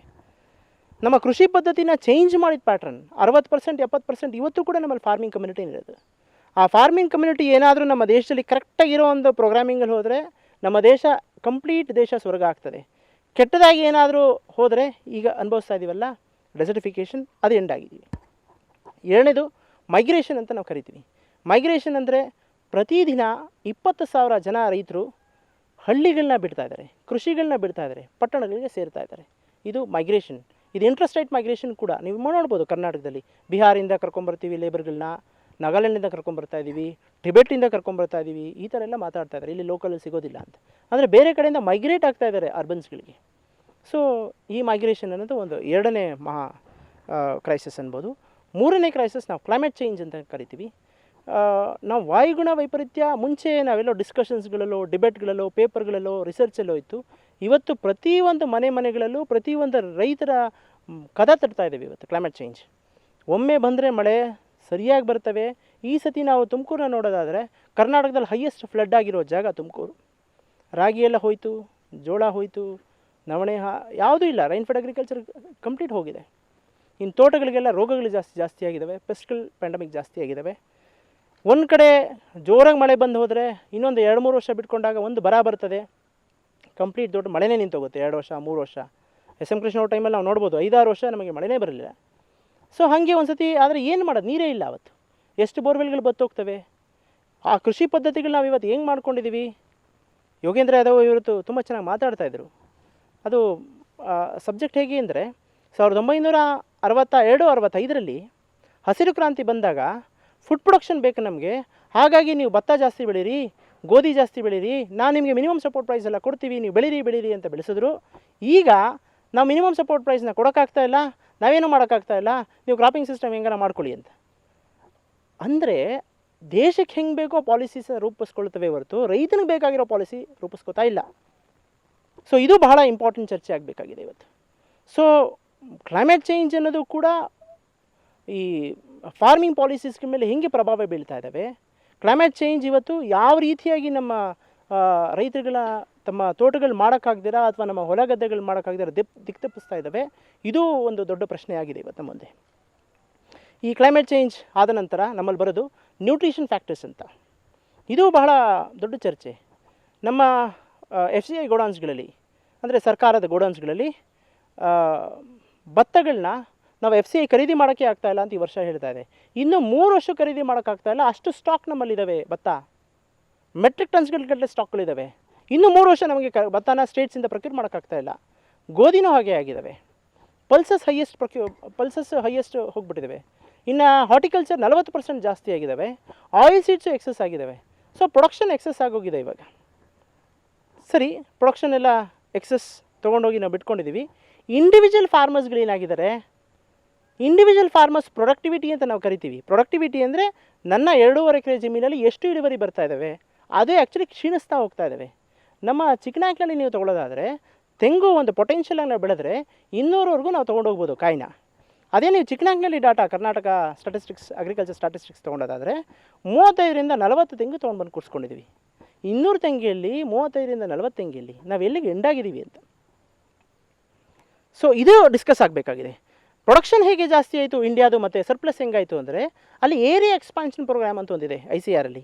ಏರಿಯಾ ಎಕ್ಸ್ಪಾನ್ಷನ್ ಪ್ರೋಗ್ರಾಮ್ ಅಂದರೆ ತುಮಕೂರಲ್ಲಿ ಇಷ್ಟು ಎಕರೆ ಭೂಮಿ ಇದೆ, ಫಾರ್ ಎಕ್ಸಾಂಪಲ್ 100 ಎಕರೆ ಭೂಮಿ ಇದೆ. 100 ಎಕರೆಗೆ ಫಾರ್ ಎಕ್ಸಾಂಪಲ್ ಒಂದು 200 ಟನ್ ಬರ್ತಾ ಇದ್ದಾವೆ. ಜಾಸ್ತಿ ಮಾಡಬೇಕು ಅಂದರೆ ಆ 100 ಎಕರೆ ಭೂಮಿಗಳನ್ನ 150 ಎಕರೆ ಭೂಮಿನ ಮಾಡಿ ಅದನ್ನು ಜಾಸ್ತಿ ಆಗುತ್ತೆ ಪ್ರೊಡಕ್ಷನ್. ಆ್ಯಕ್ಚುಲಿ ಮಾಡಬೇಕಾಗಿದ್ದು 100 ಎಕರೆ ಭೂಮಿಲಿರೋ ರೈತಂತ ಪ್ರೊಡಕ್ಟಿವಿಟಿ ಜಾಸ್ತಿ ಮಾಡಬೇಕಾಗಿತ್ತು ರೂಲ್ ಪ್ರಕಾರ. ಅದು ಸೈಂಟಿಫಿಕ್ ಅಪ್ರೋಚ್ ಆಗಬೇಕಾಗಿತ್ತು ಕೃಷಿಯಲ್ಲಿ. ಏರಿಯಾ ಎಕ್ಸ್ಪೆನ್ಷನ್ ಮಾಡಿ ಅವರು ಇಳುವರಿನ ಜಾಸ್ತಿ ಮಾಡೋದಲ್ಲ. ಇದೇ ರೀತಿ ನಿಮಗೆ GMF ಸ್ಕೀಮ್ ಅಂತ ಇದೆ, ಗ್ರೋಮೋ ಫುಡ್ ಸ್ಕೀಮ್ ಅಂತ. ಗ್ರೋಮೋ ಫುಡ್ ಸ್ಕೀಮ್ ಅಂದರೆ ನಮ್ಮಲ್ಲಿ ಒಂದು 5 ಎಕರೆ ಭೂಮಿ ಇರ್ತದೆ, ಒಂದು 5 ಎಕರೆ ಗೋಮಾಳ ಜಮೀನು ಪಕ್ಕದಲ್ಲಿರ್ತವೆ. ಆವಾಗ ಅವ್ರು ಏನು ಮಾಡಿದ್ರು, ಒಂದು ಸ್ಕೀಮ್ ತಂದರು, ಈ 5 ಎಕರೆ ಭೂಮಿ 10 ಎಕರೆ ಭೂಮಿಲಿ ಇಳುವರಿ ಮಾಡಿ ಸ್ಟಾರ್ಟ್ ಮಾಡು, ಪ್ರೊಡಕ್ಷನ್ ಜಾಸ್ತಿ ಆಗ್ತಾ ಹೋಗಲಿ. ಆ GMF ಸ್ಕೀಮ್ ಏನಂದರೆ ಏರಿಯಾ ಎಕ್ಸ್ಪೆನ್ಷನ್ ಸ್ಕೀಮ್. ಈ ಥರ ಏರಿಯಾ ಎಕ್ಸ್ಪ್ಯಾನ್ಷನ್ ಸ್ಕೀಮ್ ಬಂದು ಏನಾಯಿತು, ನಮ್ಮಲ್ಲಿರುವಂಥ ಕಾಡು ನಾಶ ಆಗ್ತಾ ಇದ್ದಾವೆ, ನಮ್ಮಲ್ಲಿರುವಂಥ ಗೋಮಾಳ ಜಮೀನುಗಳು ನಾಶ ಆಗ್ತಾ ಇದ್ದಾವೆ. ಇವತ್ತು ನೀವು ಗೋಮಾಳ ಜಮೀನು ಬಗ್ಗೆ ನಾವು ಮಾತಾಡೋದಾದರೆ, ಸರ್ಕಾರ ಆಗಲೇ ಕಬಳಿಸೋಕ್ಕೆ ರೆಡಿಯಾಗಿದೆ. ಎಲ್ಲ ಗೋಮಾಳ ಜಮೀನುಗಳನ್ನ, ಸೊಪ್ಪಿನ ಬೆಟ್ಟಗಳನ್ನ ಅವರು ಆಕ್ರಮಣ ಮಾಡ್ತಾ ಇದ್ದಾರೆ. ಅದನ್ನು ವೇಸ್ಟ್ ಲ್ಯಾಂಡ್ಸ್ ಅಂತ ತಗೊತಾ ಇದ್ದಾರೆ. ಆ್ಯಕ್ಚುಲಿ ಗೋಮಾಳ ಜಮೀನೇ ಒಂದು ಬ್ಯೂಟಿಫುಲ್ ಎಕಾಲಜಿ. ನಾನು ಆವಾಗಲೇ ಹೇಳಿದಾಗೆ ಆ ಎಕಾಲಜಿನ ಹಾಳು ಮಾಡಿಬಿಟ್ಟು ಅದನ್ನು ನೀವು ಕಾರ್ಪೊರೇಟ್ಸ್ಗಳು ಕೊಡೋದು, ಕಾಮನ್ ಲ್ಯಾಂಡ್ಸ್ ಅಂತ ನಾವು ಕರಿತೀವಿ, ಅದನ್ನು ಇನ್ನೊಬ್ಬನಿಗೆ ಯಾರೋ ಕಂಪ್ನಿಗಳು ಬರ್ಕೊಡೋದು, ಇದು ಒಂಥರ ರಿಯಲ್ ಎಸ್ಟೇಟ್ ಮಾಫಿಯಾಗಳಾಗಿದ್ದಾವೆ. ಯಾವ ಕಾಲಘಟ್ಟದಲ್ಲಿ ನಾವು ಅಗ್ರೇರಿಯನ್ ಕ್ರೈಸಿಸ್ನ ನೋಡಲ್ವೋ, ಅಂದರೆ ಹಳ್ಳಿಗಳ ಸಮಸ್ಯೆಗಳನ್ನ ನಾವು ತುಂಬ ಸೂಕ್ಷ್ಮವಾಗಿ ನೋಡಲ್ವೋ, ಅಲ್ಲಿವರೆಗೂ ನಮ್ಮ ದೇಶದಲ್ಲಿ ಉತ್ತರಗಳು ಸಿಗೋದಿಲ್ಲ. ಇಲ್ಲೇನಾಗಿದೆ, ಎಲ್ಲ ವರ್ಗದಲ್ಲೂ ನಾವು ನೋಡ್ಬೋದು, ಎಲ್ಲ ವರ್ಗದಲ್ಲೂ ಆರ್ಥಿಕ ಬೆಂಬಲ ಅಂತ ಸರ್ಕಾರದಿಂದ ಇರ್ತವೆ. MSME ಆಗಿರ್ಬೋದು ಅಥವಾ ಹೈಯರ್ ಇಂಡಸ್ಟ್ರೀಸ್ಗಾಗಿರ್ಬೋದು, ಲೋನ್ ವೇವ್ ಆಫ್ ಮಾಡೋದು ನೋಡಿರಬೇಕು ನೀವು. ಅಡಾನಿ ಗ್ರೂಪ್ಸು, ಅಂಬಾನಿ ಗ್ರೂಪ್ಸು, ನಿಮ್ಮ ದೊಡ್ಡ ದೊಡ್ಡ ಕಂಪನಿಗಳು ಸಾವಿರಾರು ಕೋಟಿ ಮನ್ನಾಗಳು ಮಾಡ್ತಾರೆ. ಆದರೆ ಕೃಷಿ ಅಂತ ಬಂದಾಗ ಮಾತ್ರ ಅದು ಟೊಮ್ಯಾಟೊ 8 ರೂಪಾಯಿಗೆ ಬರಬೇಕು, ಅದು MSP ಭತ್ತಕ್ಕೆ 19 ರೂಪಾಯಿ ಬರಬೇಕು. ಹೀಗೆ ಪ್ರೊಡಕ್ಷನ್ನ ನಾವು ಜಾಸ್ತಿ ಮಾಡ್ಕೊಂಡಿದ್ದೀವಿ. ಈ ಪ್ರೊಡಕ್ಷನ್ನ ಎಕ್ಸ್ಪೋರ್ಟ್ ನಾವು ಮಾಡೋಕ್ಕಾಗ್ತಾ ಇದೆಯಾ? ಈ ಪ್ರೊಡಕ್ಷನ್ನ ಎಕ್ಸ್ಪೋರ್ಟ್ ಮಾಡಲಿಕ್ಕೆ ಆಗ್ತಾಯಿಲ್ಲ. ಯಾಕೆ? ನಮ್ಮ ಪೆಸ್ಟಿಸೈಡ್ ಟಾಕ್ಸಿಸಿಟಿ ಜಾಸ್ತಿ ಇದ್ದಾವೆ. ಭತ್ತಗಳನ್ನ ರಿಜೆಕ್ಟ್ ಮಾಡ್ತಾ ಇದ್ದಾವೆ. ಯುರೋಪಿಯನ್ ಕಂಟ್ರೀಸ್ಗಳು ಭತ್ತಗಳನ್ನ ಸಾವಿರಾರು ಟನ್ಸ್ಗಳು ರಿಜೆಕ್ಟ್ ಮಾಡ್ತಾ ಇದ್ದಾವೆ. ನಮ್ಮ ದೇಶದಲ್ಲಿ ಪೆಸ್ಟಿಸೈಡ್ ಟಾಕ್ಸಿಸಿಟಿ ಜಾಸ್ತಿ ಆಗಿದ್ದಾವೆ. ಸೊ ಈ ಅಗ್ರೇರಿಯನ್ ಕ್ರೈಸಿಸ್ಗೆ ಸೊಲ್ಯೂಷನ್ ಹೇಗೆ ನಾವು ನೋಡ್ಬೋದು ದೃಷ್ಟಿಕೋನ ಅಂದರೆ, ನಮ್ಮಲ್ಲಿ ಡೈವರ್ಸಿಫೈಡ್ ಕ್ರಾಪಿಂಗ್ ಸಿಸ್ಟಮ್ಗೆ ಬರಬೇಕು. ಒಂದು ಬೆಳೆಗಳನ್ನ ಬೇಡ. ನಮ್ಮ ದೇಶದಲ್ಲಿ 280ರಿಂದ 300 ಕ್ರಾಪ್ಸ್ಗಳಿದ್ದಾವೆ. ಬೇಕಾದಷ್ಟು ಪರ್ಯಾಯ ಬೆಳೆಗಳನ್ನ ನಾವು ರೈತರು ಬೆಳಿಬೇಕಾಗತ್ತೆ. ಒಳಗಡೆ ನಾವು ಕವರ್ ಕ್ರಾಪ್ಸ್ಗಳನ್ನ ಬೆಳಿಬೇಕಾಗತ್ತೆ, ಕ್ರಾಪ್ ರೊಟೇಷನ್ಸ್ಗಳನ್ನ ಫಾಲೋ ಮಾಡಬೇಕಾಗತ್ತೆ. ಈ ಒಂದು ಆರ್ಗ್ಯಾನಿಕ್ ಫಾರ್ಮಿಂಗ್ಗೆ ಇನ್ನೊಮ್ಮೆ ನಾವು ನಾಂದಿ ಆಡಬೇಕಾಗಿದೆ. ಸೊ ರೀಇನ್ವೆಂಟಿಂಗ್ ದ ಕಾಯಿನ್ಸ್ ಅಂತ ನಾವು ಕರಿತೀವಿ. 1962-70ರಲ್ಲಿ ಏನು ನಾವು ತಪ್ಪುಗಳು ಮಾಡಿದ್ವೋ ಅದನ್ನು ನಾವು ಇವಾಗ ತಿದ್ದುಕೊಂಡು ಮತ್ತೆ ಇನ್ನೊಮ್ಮೆ ನಾವು ಎಕಲಾಜಿಕಲ್ ಸಿಸ್ಟಮ್, ಆಗ್ರೋ ಎಕಲಾಜಿಕಲ್ ಸಿಸ್ಟಮ್ಗೆ ಬರಬೇಕಾಗಿದೆ. ಸೊ ಈ ಥಿಯರಿ ಏನಿದೆ, ಕ್ರಾಪ್ ಈಲ್ಡ್ ಅಂತ ಏನು ಕರಿತೀವಿ, 1 ಎಕರೆಯಲ್ಲಿ ಭತ್ತ ಎಷ್ಟು ಇಳುವರಿ ಬರುತ್ತೆ, 1 ಎಕರೆಯಲ್ಲಿ ಕಬ್ಬು ಎಷ್ಟು ಇಳುವರಿ ಬರ್ತದೆ, ಅದನ್ನು ಬಿಟ್ಟು ಫಾರ್ಮ್ ಈಲ್ಡ್ ಅಂತ ಮಾತಾಡಬೇಕಾಗತ್ತೆ. ಫಾರ್ಮ್ ಈಲ್ಡ್ ಅಂದರೆ ಎಷ್ಟು ಬೆಳೆಗಳನ್ನ ನಾವು ಮ್ಯಾಕ್ಸಿಮಮ್ ಗೊಳಿಸ್ಬೋದು 1 ಎಕರೆಯಲ್ಲಿ, ಎಷ್ಟು ಅನಿಮಲ್ಸ್ಗಳನ್ನ ರೇರ್ ಮಾಡ್ಬೋದು, ಎಷ್ಟು ಅದರಲ್ಲಿ ಮ್ಯಾಕ್ಸಿಮಮ್ ಆದಾಯಗಳನ್ನ ತೆಗಿಬೋದು, ಎಷ್ಟು ನೀರು ಹಿಡಿದುಕೊಳ್ಳುವ ಶಕ್ತಿಗಳು ಜಾಸ್ತಿ ಆಗ್ತಾ ಇರ್ತವೆ, ಎಷ್ಟು ಕಾರ್ಬನ್ ಪಾಯಿಂಟ್ಸ್ಗಳು ಜಾಸ್ತಿ ಆಗ್ತಾ ಇದ್ದಾವೆ, ಅದರ ಕಾರ್ಬನ್ ಸಿಕ್ವೆಸ್ಟ್ರೇಷನ್ ಜಾಸ್ತಿ ಆಗ್ತಾ ಇದ್ದಾವೆ. ಸೊ ಪ್ರತಿಯೊಂದು ತೋಟಗಳನ್ನೂ ಒಂದು ಕಾಡಿನ ಸ್ವರೂಪವಾಗಿ ನೋಡಬೇಕಾಗತ್ತೆ, ಬರೀ ದೊಡ್ಡನ ಸ್ವರೂಪ ಅಲ್ಲ. ಈ ಕಾರ್ಬನ್ ಸಿಕ್ವೆಸ್ಟ್ರೇಷನ್ ಅನ್ನೋದು ಭಾಳ ದೊಡ್ಡ ಸಬ್ಜೆಕ್ಟ್ ಆಗಿದೆ ಇವತ್ತು. ಗ್ಲೋಬಲ್ ಕ್ಲೈಮ್ಯಾಟಿಕ್ ಚೇಂಜಸ್ಸಲ್ಲಿ ಕಾರ್ಬನ್ ಸಿಕ್ವೆಸ್ಟ್ರೇಷನ್ ಇವಾಗ ಅದು ನನ್ನ ಪ್ರಕಾರ ಇನ್ನು 10 ವರ್ಷ ಆದಮೇಲೆ ಅದಕ್ಕೆ ಮಾನಿಟರಿ ಬೆನಿಫಿಟ್ಸ್ ಸಿಗ್ತವೇನೋಪ್ಪ. ಹೈಯೆಸ್ಟ್ ಕಾರ್ಬನ್ ಸಿಕ್ವೆಸ್ಟ್ರೇಷನ್ ಯಾವ ತೋಟದಲ್ಲಿ ಆಗ್ತಾ ಇದೆಯೋ ಅವ್ರಿಗೆ ಒಂದು ಕಾರ್ಬನ್ ಪಾಯಿಂಟ್ಸ್ಗಳು ಡಿಕ್ಲೇರ್ ಮಾಡಿದ್ರೂ ಮಾಡ್ತಾರೆ. ಯಾಕೆಂದರೆ ನಾವು ಗ್ಲೋಬಲಲ್ಲಿ ಪ್ಯಾರಿಸ್ ಟ್ರೀಟಿ ಅಂತ ಕರಿತೀವಿ. ಆ ಪ್ಯಾರಿಸ್ ಟ್ರೀಟಿಲಿ 2030ರಲ್ಲಿ 1965ರಲ್ಲಿ ಹಸಿರು ಕ್ರಾಂತಿ ಬರ್ತದೆ. ಪಂಜಾಬಲ್ಲಿ ಒಂದು ಟ್ರಯಲ್ ನಡೀತದೆ. ಈ ಬಿಲ್ ಗೇಟ್ಸ್ ಫೌಂಡೇಶನ್ ಮತ್ತು ಫೋರ್ಡ್ ಫೌಂಡೇಶನ್ 2 ಟ್ರಯಲ್ ನಡೀತವೆ. ಆ ಪ್ರಾಜೆಕ್ಟ್ ಸಕ್ಸಸ್ ಆದ ನಂತರ ಅದನ್ನು ನಮ್ಮ ಪಾರಂಪರಿಕ ಕೃಷಿ ವಿಧಾನಗಳನ್ನ ನೆಲಸಮ ಮಾಡಿ ಅಲ್ಲಿ ನಮ್ಮ ಹೈಬ್ರಿಡೈಸೇಷನ್ ಟೆಕ್ನಾಲಜಿನ ತರ್ತಾರೆ. ಅದು ಫುಡ್ ಪ್ರೊಡಕ್ಷನ್ ಮೇಲೆ ಮೇಜರಾಗಿ ಬರ್ತದೆ. ನಮ್ಮ ದೇಶದಲ್ಲಿ ಫುಡ್ ಪ್ರೊಡಕ್ಷನ್ ಕಮ್ಮಿ ಇದೆ, ಫಮೈನ್ ಜಾಸ್ತಿ ಇದ್ದಾವೆ, ಹಾಗಾಗಿ ಕ್ಷಾಮ ಜಾಸ್ತಿ ಇದ್ದಾವೆ. ಹಾಗಾಗಿ ನಮಗೆ ಈ ಫುಡ್ ಪ್ರೊಡಕ್ಷನ್ ಮೇಲೆ ಕಾನ್ಸಂಟ್ರೇಟ್ ಮಾಡಬೇಕಂತೇಳಿ ಹೈಬ್ರಿಡೈಸೇಷನ್ ತರ್ತಾರೆ, ಟೆಕ್ನಾಲಜಿಗಳನ್ನ ತರ್ತಾರೆ. 1990ರಲ್ಲಿ ನಿಮಗೆ ಲಿಯೋ ಲಿಬರಲ್ ಸೊಸೈಟಿ ಅಂತ ಕರೀತಾರೆ. ಅಂದರೆ ಗ್ಲೋಬಲೈಸೇಷನ್ ಓಪನ್ ಆಗ್ತದೆ. ಅಂದರೆ ಗ್ಲೋಬಲ್ ವಿಲೇಜ್ ಅಂತ ಕರಿತೀವಿ ಇವತ್ತು. ಅಂದರೆ ಎಲ್ಲ ದೇಶಗಳು ಒಂದೇ ಒಕ್ಕೂಟ ಅಂತ. ಅಲ್ಲಿ WHO, WTO ಈ ಥರ ಒಂದು ಡಿಸ್ಕಷನ್ಸ್ಗಳಾಗ್ತವೆ. ಅಲ್ಲಿ 200 ದೇಶಗಳು ಸೈನ್ ಮಾಡ್ತವೆ WTO ಟ್ರೀಟೀಸ್ಗಳಿಗೆ. ಅದಾದ ನಂತರ ಈಗ ಕಾರ್ಪೊರೇಟ್ ಅಗ್ರಿಕಲ್ಚರ್ ಬಗ್ಗೆ ಮಾತಾಡ್ತಾ ಇದ್ದಾರೆ. ಸೊ ಇವೆಲ್ಲ ಏನು ಎಡೆ ಮಾಡಿಕೊಟ್ಟಿದೆ, 1965ರಿಂದ ಇದೆಲ್ಲ ಮಾಡ್ಕೊಂಡು ಬಂದಿದ್ದಾರೆ. ಸೊ ಏನನ್ನು ರೀಚ್ ಮಾಡಿದ್ದೀವಿ ನಾವೆಲ್ಲ ಅಂತ. ಯಾವುದೇ ಒಂದು ಪಾಲಿಸಿ, ಯಾವುದೇ ಒಂದು ಪ್ರೋಗ್ರಾಮ್, ಯಾವುದೇ ಒಂದು ಸ್ಕೀಮ್ ಜನಗಳ ಹಿತಾಸಕ್ತಿಗೆ ಆಗಬೇಕು. ಈ ಜನಗಳ ಹಿತಾಸಕ್ತಿ ನಿಜವಾಗ್ಲೂ ಕಾಪಾಡ್ಕೊಂಡಿದೆಯಾ ಅನ್ನೋ ಪ್ರಶ್ನೆ ಇವತ್ತು. ಹಾಗೆ ನೋಡಿದ್ರೆ ಅಗ್ರೇರಿಯನ್ ಕ್ರೈಸಿಸ್ ಅಂತ ನಾವು ಕರಿತೀವಿ. ಅಗ್ರೇರಿಯನ್ ಕ್ರೈಸಿಸ್ ಅಂದರೆ ಹಳ್ಳಿಗಳಲ್ಲಿ ಇವತ್ತು ತಾಂಡವಾಡ್ತಿರುವಂಥ ಕಷ್ಟಗಳು. ಮೊದಲನೇದು ನಾವು ನೋಡೋದಾದರೆ ಇಡೀ ಇಂಡಿಯಾದಲ್ಲಿ ಲ್ಯಾಂಡ್ ಡಿಗ್ರೇಡೇಷನ್ ಮತ್ತು ಡೆಸರ್ಟಿಫಿಕೇಷನ್ ಅಂತ ಕರೀತಾರೆ. ಈ ಲ್ಯಾಂಡ್ ಡಿಗ್ರೇಡೇಷನ್ ಮತ್ತು ಡೆಸರ್ಟಿಫಿಕೇಷನ್ ಅಟ್ಲಾಸ್ ಆಫ್ ಇಂಡಿಯಾ ಅಂತ ಒಂದಿದೆ. ಅದನ್ನು ಇಸ್ರೋ ಮತ್ತು ಗೌರ್ಮೆಂಟ್ ಆಫ್ ಇಂಡಿಯಾ ಇನಿಷಿಯೇಟಿವ್ ತೊಗೊಂಡು 5-6 ವರ್ಷ ಸುದೀರ್ಘವಾಗಿ ಚರ್ಚೆ ಮಾಡಿ, ಸುದೀರ್ಘವಾಗಿ ಒಂದು ರಿಸರ್ಚ್ ಮಾಡಿ ಅದು ಒಂದು ಔಟ್ಕಮ್ ಬಂದಿದೆ, ಪುಸ್ತಕನ ರಿಲೀಸ್ ಮಾಡಿದ್ದಾರೆ.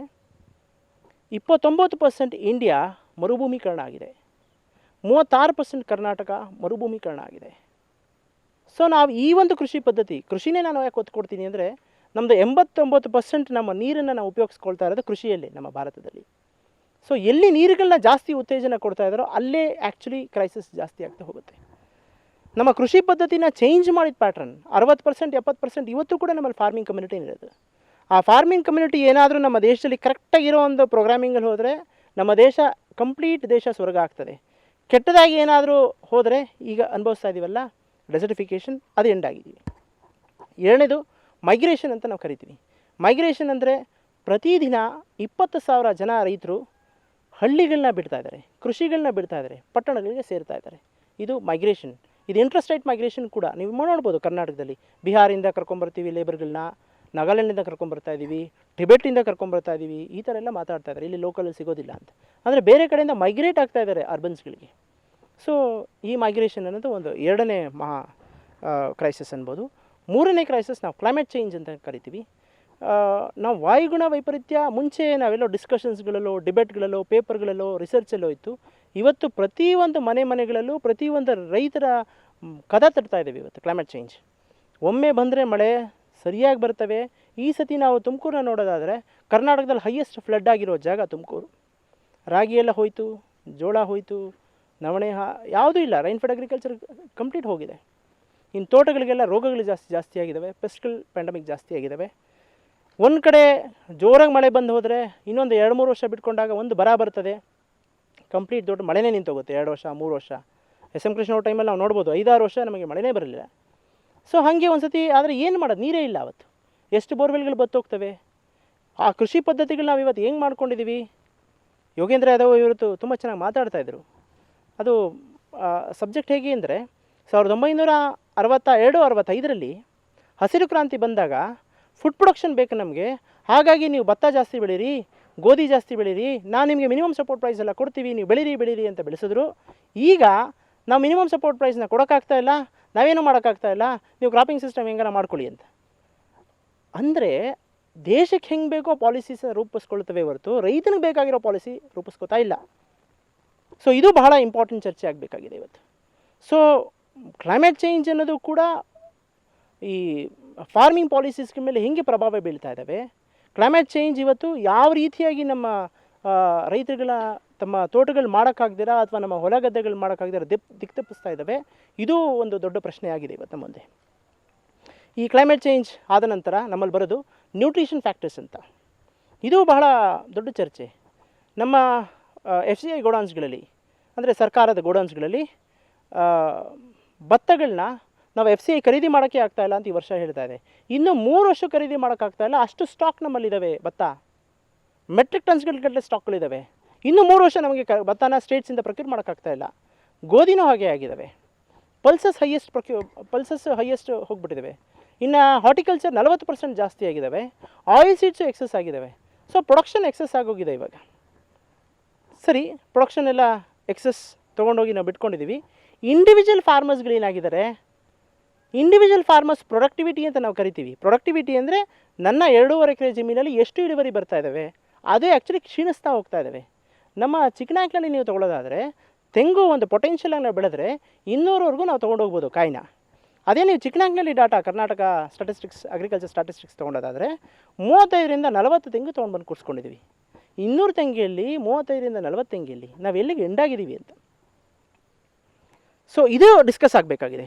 ಪ್ರೊಡಕ್ಷನ್ ಹೇಗೆ ಜಾಸ್ತಿ ಆಯಿತು ಇಂಡಿಯಾದು, ಮತ್ತು ಸರ್ಪ್ಲಸ್ ಹೆಂಗಾಯಿತು ಅಂದರೆ ಅಲ್ಲಿ ಏರಿಯಾ ಎಕ್ಸ್ಪಾನ್ಷನ್ ಪ್ರೋಗ್ರಾಮ್ ಅಂತ ಒಂದಿದೆ ICRಲ್ಲಿ. ಏರಿಯಾ ಎಕ್ಸ್ಪಾನ್ಷನ್ ಪ್ರೋಗ್ರಾಮ್ ಅಂದರೆ ತುಮಕೂರಲ್ಲಿ ಇಷ್ಟು ಎಕರೆ ಭೂಮಿ ಇದೆ, ಫಾರ್ ಎಕ್ಸಾಂಪಲ್ 100 ಎಕರೆ ಭೂಮಿ ಇದೆ. 100 ಎಕರೆಗೆ ಫಾರ್ ಎಕ್ಸಾಂಪಲ್ ಒಂದು 200 ಟನ್ ಬರ್ತಾ ಇದ್ದಾವೆ. ಜಾಸ್ತಿ ಮಾಡಬೇಕು ಅಂದರೆ ಆ 100 ಎಕರೆ ಭೂಮಿಗಳನ್ನ 150 ಎಕರೆ ಭೂಮಿನ ಮಾಡಿ ಅದನ್ನು ಜಾಸ್ತಿ ಆಗುತ್ತೆ ಪ್ರೊಡಕ್ಷನ್. ಆ್ಯಕ್ಚುಲಿ ಮಾಡಬೇಕಾಗಿದ್ದು 100 ಎಕರೆ ಭೂಮಿಲಿರೋ ರೈತಂದು ಪ್ರೊಡಕ್ಟಿವಿಟಿ ಜಾಸ್ತಿ ಮಾಡಬೇಕಾಗಿತ್ತು ರೂಲ್ ಪ್ರಕಾರ. ಅದು ಸೈಂಟಿಫಿಕ್ ಅಪ್ರೋಚ್ ಆಗಬೇಕಾಗಿತ್ತು ಕೃಷಿಯಲ್ಲಿ. ಏರಿಯಾ ಎಕ್ಸ್ಪೆನ್ಷನ್ ಮಾಡಿ ಅವರು ಇಳುವರಿನ ಜಾಸ್ತಿ ಮಾಡೋದಲ್ಲ. ಇದೇ ರೀತಿ ನಿಮಗೆ GMF ಸ್ಕೀಮ್ ಅಂತ ಇದೆ, ಗ್ರೋಮೋ ಫುಡ್ ಸ್ಕೀಮ್ ಅಂತ. ಗ್ರೋಮೋರ್ ಫುಡ್ ಸ್ಕೀಮ್ ಅಂದರೆ ನಮ್ಮಲ್ಲಿ ಒಂದು 5 ಎಕರೆ ಭೂಮಿ ಇರ್ತದೆ, ಒಂದು 5 ಎಕರೆ ಗೋಮಾಳ ಜಮೀನು ಪಕ್ಕದಲ್ಲಿರ್ತವೆ. ಆವಾಗ ಅವ್ರು ಏನು ಮಾಡಿದ್ರು, ಒಂದು ಸ್ಕೀಮ್ ತಂದರು, ಈ 5 ಎಕರೆ ಭೂಮಿ 10 ಎಕರೆ ಭೂಮಿಲಿ ಇಳುವರಿ ಮಾಡಿ ಸ್ಟಾರ್ಟ್ ಮಾಡು, ಪ್ರೊಡಕ್ಷನ್ ಜಾಸ್ತಿ ಆಗ್ತಾ ಹೋಗಲಿ. ಆ GMF ಸ್ಕೀಮ್ ಏನಂದರೆ ಏರಿಯಾ ಎಕ್ಸ್ಪಾನ್ಷನ್ ಸ್ಕೀಮ್. ಈ ಥರ ಏರಿಯಾ ಎಕ್ಸ್ಪಾನ್ಷನ್ ಸ್ಕೀಮ್ ಬಂದು ಏನಾಯಿತು, ನಮ್ಮಲ್ಲಿರುವಂಥ ಕಾಡು ನಾಶ ಆಗ್ತಾ ಇದ್ದಾವೆ, ನಮ್ಮಲ್ಲಿರುವಂಥ ಗೋಮಾಳ ಜಮೀನುಗಳು ನಾಶ ಆಗ್ತಾ ಇದ್ದಾವೆ. ಇವತ್ತು ನೀವು ಗೋಮಾಳ ಜಮೀನು ಬಗ್ಗೆ ನಾವು ಮಾತಾಡೋದಾದರೆ ಸರ್ಕಾರ ಆಗಲೇ ಕಬಳಿಸೋಕ್ಕೆ ರೆಡಿಯಾಗಿದೆ. ಎಲ್ಲ ಗೋಮಾಳ ಜಮೀನುಗಳನ್ನ, ಸೊಪ್ಪಿನ ಬೆಟ್ಟಗಳನ್ನ ಅವರು ಆಕ್ರಮಣ ಮಾಡ್ತಾ ಇದ್ದಾರೆ, ಅದನ್ನು ವೇಸ್ಟ್ ಲ್ಯಾಂಡ್ಸ್ ಅಂತ ತಗೊತಾ ಇದ್ದಾರೆ. ಆ್ಯಕ್ಚುಲಿ ಗೋಮಾಳ ಜಮೀನೇ ಒಂದು ಬ್ಯೂಟಿಫುಲ್ ಎಕಾಲಜಿ. ನಾನು ಆವಾಗಲೇ ಹೇಳಿದಾಗೆ ಆ ಎಕಾಲಜಿನ ಹಾಳು ಮಾಡಿಬಿಟ್ಟು ಅದನ್ನು ನೀವು ಕಾರ್ಪೊರೇಟ್ಸ್ಗಳು ಕೊಡೋದು, ಕಾಮನ್ ಲ್ಯಾಂಡ್ಸ್ ಅಂತ ನಾವು ಕರಿತೀವಿ, ಅದನ್ನು ಇನ್ನೊಬ್ಬನಿಗೆ ಯಾರೋ ಕಂಪ್ನಿಗಳು ಬರ್ಕೊಡೋದು, ಇದು ಒಂಥರ ರಿಯಲ್ ಎಸ್ಟೇಟ್ ಮಾಫಿಯಾಗಳಾಗಿದ್ದಾವೆ. ಯಾವ ಕಾಲಘಟ್ಟದಲ್ಲಿ ನಾವು ಅಗ್ರೇರಿಯನ್ ಕ್ರೈಸಿಸ್ನ ನೋಡಲ್ವೋ, ಅಂದರೆ ಹಳ್ಳಿಗಳ ಸಮಸ್ಯೆಗಳನ್ನ ನಾವು ತುಂಬ ಸೂಕ್ಷ್ಮವಾಗಿ ನೋಡಲ್ವೋ, ಅಲ್ಲಿವರೆಗೂ ನಮ್ಮ ದೇಶದಲ್ಲಿ ಉತ್ತರಗಳು ಸಿಗೋದಿಲ್ಲ. ಇಲ್ಲೇನಾಗಿದೆ, ಎಲ್ಲ ವರ್ಗದಲ್ಲೂ ನಾವು ನೋಡ್ಬೋದು, ಎಲ್ಲ ವರ್ಗದಲ್ಲೂ ಆರ್ಥಿಕ ಬೆಂಬಲ ಅಂತ ಸರ್ಕಾರದಿಂದ ಇರ್ತವೆ. MSME ಆಗಿರ್ಬೋದು ಅಥವಾ ಹೈಯರ್ ಇಂಡಸ್ಟ್ರೀಸ್ಗಾಗಿರ್ಬೋದು, ಲೋನ್ ವೇವ್ ಆಫ್ ಮಾಡೋದು ನೋಡಿರಬೇಕು ನೀವು. ಅಡಾನಿ ಗ್ರೂಪ್ಸು, ಅಂಬಾನಿ ಗ್ರೂಪ್ಸು, ನಿಮ್ಮ ದೊಡ್ಡ ದೊಡ್ಡ ಕಂಪನಿಗಳು ಸಾವಿರಾರು ಕೋಟಿ ಮನ್ನಾಗಳು ಮಾಡ್ತಾರೆ. ಆದರೆ ಕೃಷಿ ಅಂತ ಬಂದಾಗ ಮಾತ್ರ ಅದು ಟೊಮ್ಯಾಟೊ 8 ರೂಪಾಯಿಗೆ ಬರಬೇಕು, ಅದು MSP ಭತ್ತಕ್ಕೆ 19 ರೂಪಾಯಿ ಬರಬೇಕು. ಹೀಗೆ ಪ್ರೊಡಕ್ಷನ್ನ ನಾವು ಜಾಸ್ತಿ ಮಾಡ್ಕೊಂಡಿದ್ದೀವಿ. ಈ ಪ್ರೊಡಕ್ಷನ್ನ ಎಕ್ಸ್ಪೋರ್ಟ್ ನಾವು ಮಾಡೋಕ್ಕಾಗ್ತಾ ಇದೆಯಾ? ಈ ಪ್ರೊಡಕ್ಷನ್ನ ಎಕ್ಸ್ಪೋರ್ಟ್ ಮಾಡಲಿಕ್ಕೆ ಆಗ್ತಾಯಿಲ್ಲ. ಯಾಕೆ? ನಮ್ಮ ಪೆಸ್ಟಿಸೈಡ್ ಟಾಕ್ಸಿಸಿಟಿ ಜಾಸ್ತಿ ಇದ್ದಾವೆ. ಭತ್ತಗಳನ್ನ ರಿಜೆಕ್ಟ್ ಮಾಡ್ತಾ ಇದ್ದಾವೆ. ಯುರೋಪಿಯನ್ ಕಂಟ್ರೀಸ್ಗಳು ಭತ್ತಗಳನ್ನ ಸಾವಿರಾರು ಟನ್ಸ್ಗಳು ರಿಜೆಕ್ಟ್ ಮಾಡ್ತಾ ಇದ್ದಾವೆ.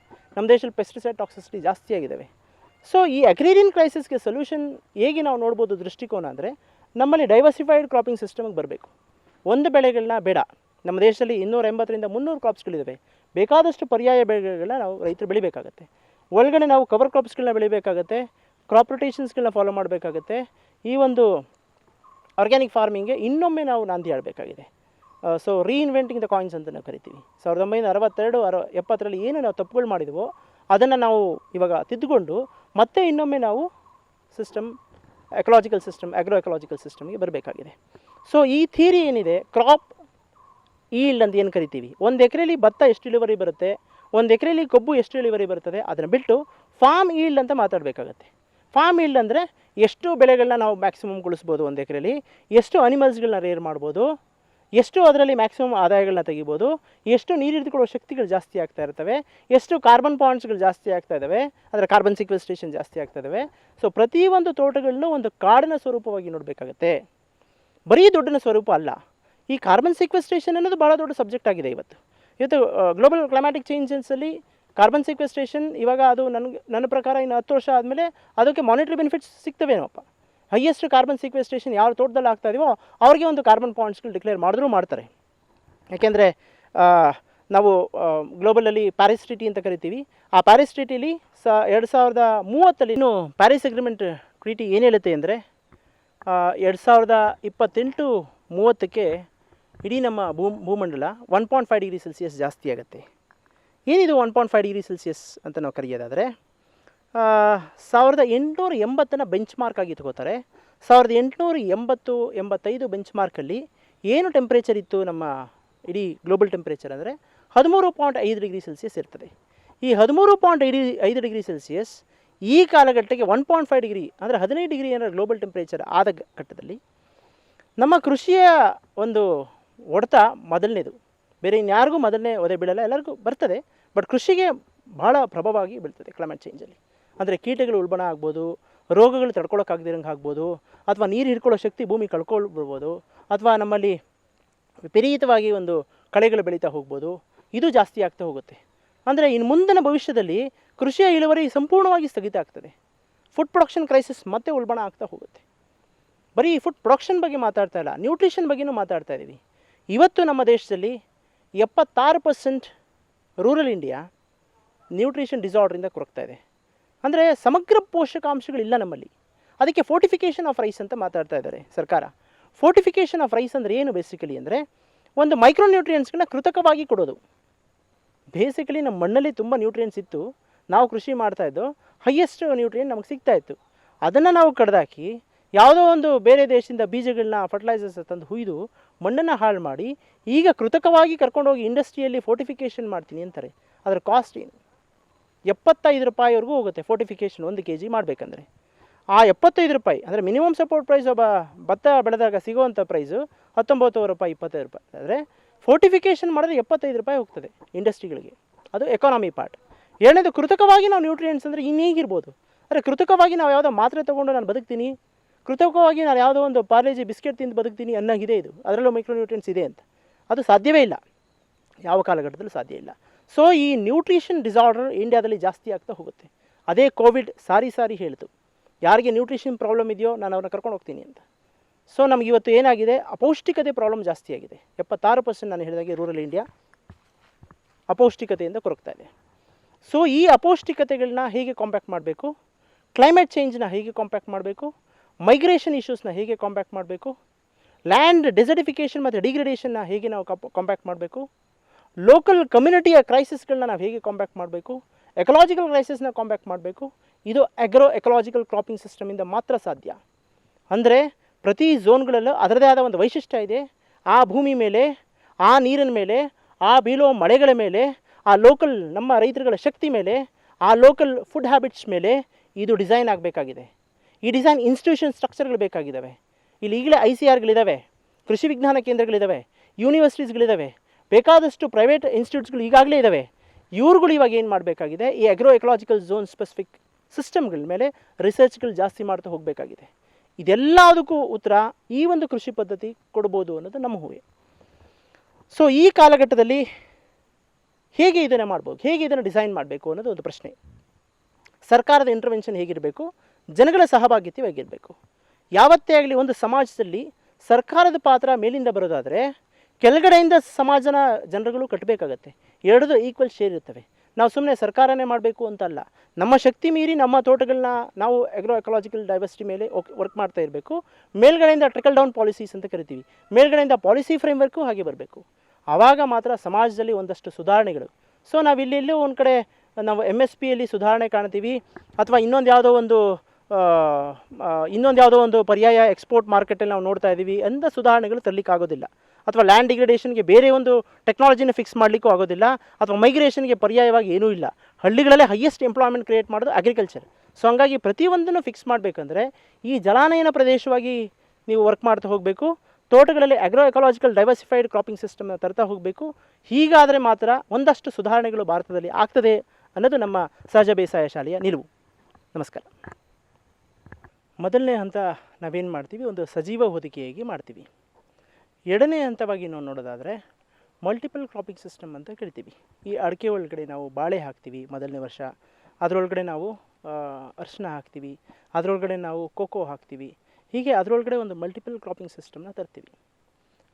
ಒಂದು ಗಿಡಕ್ಕೆ ಪೆಪ್ಪರ್ ಗಿಡ ಹಾಕ್ತೀವಿ, ಕಾಳುಮೆಣಸು ಗಿಡ, ಆಮೇಲೆ ಸ್ವಲ್ಪ ವೆನಿಲಾ ಹಾಕೋಬೋದು. ಇದು ಝೋನ್ ಮೇಲೆ ಹೋಗ್ತದೆ. ನೀವೇನ ಶಿವಮೊಗ್ಗ ಕಡೆಯವರೆಲ್ಲ ವೆನಿಲಾ ಬೆಳೀತಾರೆ. ಈ ಥರ ಒಂದು 8, 9, 10 ಕ್ರಾಪ್ಸ್ನ ನಾವು ಭಾಳ ಈಸಿಯಾಗಿ ಅಡಿಕೆ ತೋಟದೊಳಗಡೆ ನಾವು ವಿನ್ಯಾಸ ಮಾಡ್ಬೋದು. ಇದು ಎರಡನೇ ಹಂತ. ಮೂರನೇ ಹಂತ ನಾನು ಹೇಳೋದಾದರೆ, ನಾನು ಆಮೇಲೆ ಹೇಳ್ತೀನಿ, ಇನ್ಪುಟ್ಸ್ ಜಾಸ್ತಿ ಕೊಡಬೇಕಾಗ್ತದೆ. ಯಾಕೆಂದರೆ ನಮ್ಮ ಭೂಮಿಲಿ ಸತ್ವ ಕಮ್ಮಿ ಇರ್ತದೆ. ಒಂದು 2 ವರ್ಷ 3 ವರ್ಷ ಇನ್ಪುಟ್ಸ್ನ ಕೊಡಬೇಕಾಗತ್ತೆ. ಅಂದರೆ ನಾನು ಹೇಳ್ತಾ ಇರೋದು ಸಾವಯವ ಇನ್ಪುಟ್ಸ್ಗಳನ್ನ ಜಾಸ್ತಿ ಮಾಡ್ತಾ ಹೋಗಬೇಕಾಗತ್ತೆ. ನಾಲ್ಕನೇದು ನಾವು ಇಂಪಾರ್ಟೆನ್ಸ್ ಕೊಡಬೇಕಾಗಿರೋದು, ನಮ್ಮ ನೈಸರ್ಗಿಕ ಸಂಪನ್ಮೂಲಗಳಲ್ಲಿ ಅನಿಮಲ್ಸ್ಗಳು ಜಾಸ್ತಿ ಇರಬೇಕಂತೇಳಿ. ಅನಿಮಲ್ಸ್ಗಳು ಅಂತ ಹೇಳಿದಾಗ ಅದು ಬರೀ ದನ ಕರುಗಳ ಬಗ್ಗೆ ಮಾತಾಡ್ತಾ ಇಲ್ಲ. ನೀವೆಂಥ ಗಿಡಗಳನ್ನ ಆಯ್ಕೆ ಮಾಡ್ತೀರಿ ಅಂದರೆ ಅದಕ್ಕೆ ಪಕ್ಷಿಗಳು ಜಾಸ್ತಿ ಬರ್ತಾ ಹೋಗಬೇಕು. ಆ ಲೋಕಲ್ ಸಣ್ಣ ಪುಟ್ಟ ಸ್ಕ್ವಿರಿಲ್ಸ್ಗಳು ಜಾಸ್ತಿ ಇರ್ತವೆ, ಮ್ಯಾಮಲ್ಸ್ಗಳು ಜಾಸ್ತಿ ಇರ್ತವೆ, ರೆಪ್ಟೈಲ್ಸ್ಗಳು ಜಾಸ್ತಿ ಇರ್ತವೆ. ಆ ಥರ ಒಂದು ಬಯೋಲಾಜಿಕಲ್ ಸ್ಪೇಸ್ನ ನಾವು ಜಾಸ್ತಿ ಓಪನ್ ಮಾಡಬೇಕು. ಆ ಡಿಸೈನಲ್ಲಿ ಒಂದಷ್ಟು ಮಟ್ಟಿಗೆ ಒಂದು 10% ಆಫ್ ದ ಏರಿಯಾ ನಾವು ಕಾಡಿನ ಲೆಕ್ಕಾಚಾರಕ್ಕೂ ಹೋಗಬೇಕಾಗತ್ತೆ. ಕಾಡು ಮರಗಳನ್ನ ನಾವು ಒಂದು ಝೋನಲ್ಲಿ ಹಾಕೋಬೇಕಾಗತ್ತೆ. ನಾವು ನಿಂತ್ಕೊಂಡಿರೋ ಝೋನಲ್ಲಿ ಒಂದು ಎಕರೆ ನಾವು ಆಗಲೇ ಕಾಡು ಥರ ಮಾಡ್ಕೊಂಡಿದ್ವಿ. ಕೆಳಗಡೆ ನಾವು ಫ್ರೂಟ್ ಫಾರೆಸ್ಟ್ ಮಾಡ್ಕೊಂಡಿದ್ದೀವಿ, ಆಮೇಲೆ ಅಡಿಕೆ ತೋಟ ಮಾಡ್ಕೊಂಡಿದ್ದೀವಿ. ಈ ಒಂದು 10% ಆಫ್ ದ ಮಿನಿಮಮ್ ಏರಿಯಾ, 10% ನಾವು ಜಿಯೋಗ್ರಫಿಕಲ್ ಏರಿಯಾದಲ್ಲಿ ನಮ್ಮ ಭೂಮಿಯಲ್ಲಿ ನಾವು ಕಾಡಿನ ಮರಗಳನ್ನ ಹಾಕೋಬೇಕಾಗತ್ತೆ. ಹೀಗೆ ಒಂದು 4ರಿಂದ 5 ಪ್ರಿನ್ಸಿಪಲ್ಸ್ಗಳನ್ನ ನಾವು ಅಡ್ಯಾಪ್ಟ್ ಮಾಡೋದಾದರೆ, ಈಗ 3 ವರ್ಷ 4 ವರ್ಷಕ್ಕೆ ಒಂದು ಹಂತಕ್ಕೆ ಬಂದಿದೆ. ನಾವು 1.5 ವರ್ಷದಲ್ಲೇ ನಾವು ಒಂದನ್ನು ಅಟೈನ್ ಮಾಡೋದು.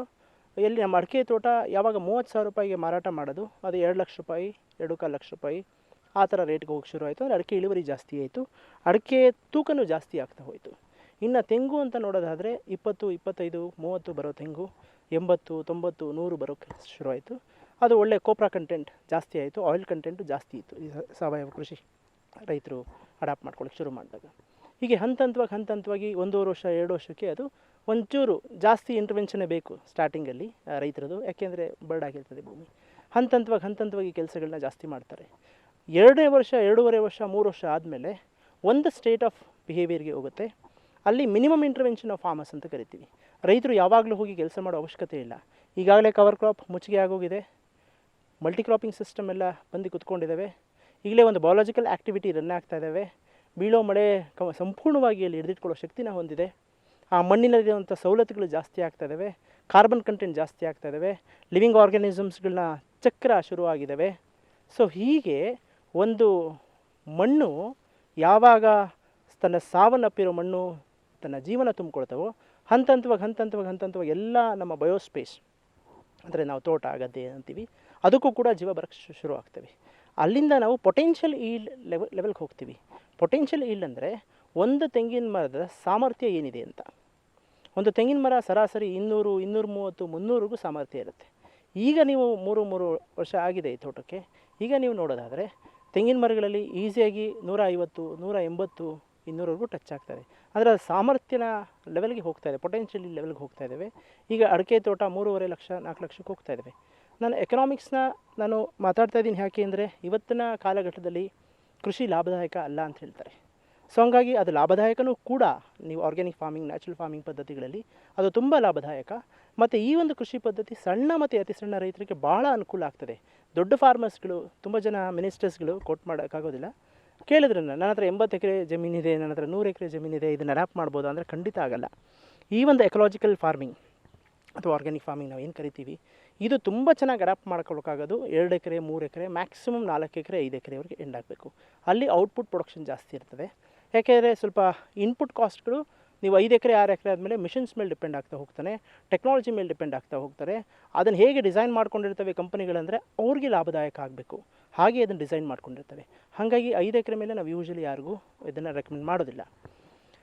ಮೂಲಭೂತವಾಗಿ ಈ ಒಂದು ಕೃಷಿ ಪದ್ಧತಿಯಲ್ಲಿ ಹಣಕಾಸು ಇದೆ ಅಂತ ನಾವು ಡಿಸ್ಕಷನ್ನ ತೊಗೋಬಾರ್ದು. ಕೃಷಿ ಅನ್ನೋದು ಆ್ಯಕ್ಚುಲಿ ಲೈವ್ಲಿಹುಡ್ಗೆ ಸಂಬಂಧಪಟ್ಟ ವಿಚಾರ. ಆಹಾರನ ನಾವು ಯಾವುದೇ ಕಾರಣಕ್ಕೂ ಅದನ್ನು ದುಡ್ಡಿಗೆ ಹೋಲಿಕೆ ಮಾಡಲಿಕ್ಕಾಗೋದಿಲ್ಲ. ಭೂಮಿಯನ್ನು ದುಡ್ಡಿಗೆ ಹೋಲಿಕೆ ಮಾಡಬಾರ್ದು, ಮರ ಗಿಡಗಳನ್ನ ದುಡ್ಡಿಗೆ ಹೋಲಿಕೆ ಮಾಡಬಾರ್ದು. ಇವೆಲ್ಲ ನಮಗೇನು ಕೊಡ್ತವೆ? ಗಾಳಿ ಕೊಡ್ತವೆ. ಔಟ್ಪುಟ್ ಕೇಳಿದ್ರೆ ಗಾಳಿ ಕೊಡ್ತವೆ, ನೀರು ಕೊಡ್ತವೆ, ನಮಗೆ ಭೂಮಿ ಫಲವತ್ತಾಗಿತ್ತು ಅಂದರೆ ಒಳ್ಳೊಳ್ಳೆ ಹಣ್ಣು ಹಂಪಲುಗಳು ಕೊಡ್ತವೆ, ನಮ್ಮ ಆಹಾರ ಭದ್ರತೆ, ಸೋಕಾಲ್ ನಾವು ನ್ಯೂಟ್ರಿಷನ್ ಫ್ಯಾಕ್ಟರ್ ಅಂತ ಕರಿತೀವಿ, ಆ ಪೌಷ್ಟಿಕತೆ ಸಮತೋಲನವನ್ನು ನಾವು ಬೇಕಾಗ್ತದೆ. ಇದನ್ನೆಲ್ಲ ಮೂಲಭೂತವಾಗಿ ಈ ಒಂದು ಸ್ಪೇಸ್ ಕೊಡ್ತಾ ಇರುತ್ತೆ. ಯಾವುದೇ ಒಂದು ರೋಗದಿಂದ ಬಳಲುತ್ತಿರುವಂಥ ಒಬ್ಬ ಮನುಷ್ಯ ಈ ಒಂದು ಎಕಲಾಜಿಕಲ್ ಸ್ಪೇಸಲ್ಲಿ ಬಂದರೆ ಅವನ ರೋಗ ನಿರ್ವಹಣೆಯೂ ಭಾಳ ಕಮ್ಮಿ ಆಗ್ತವೆ.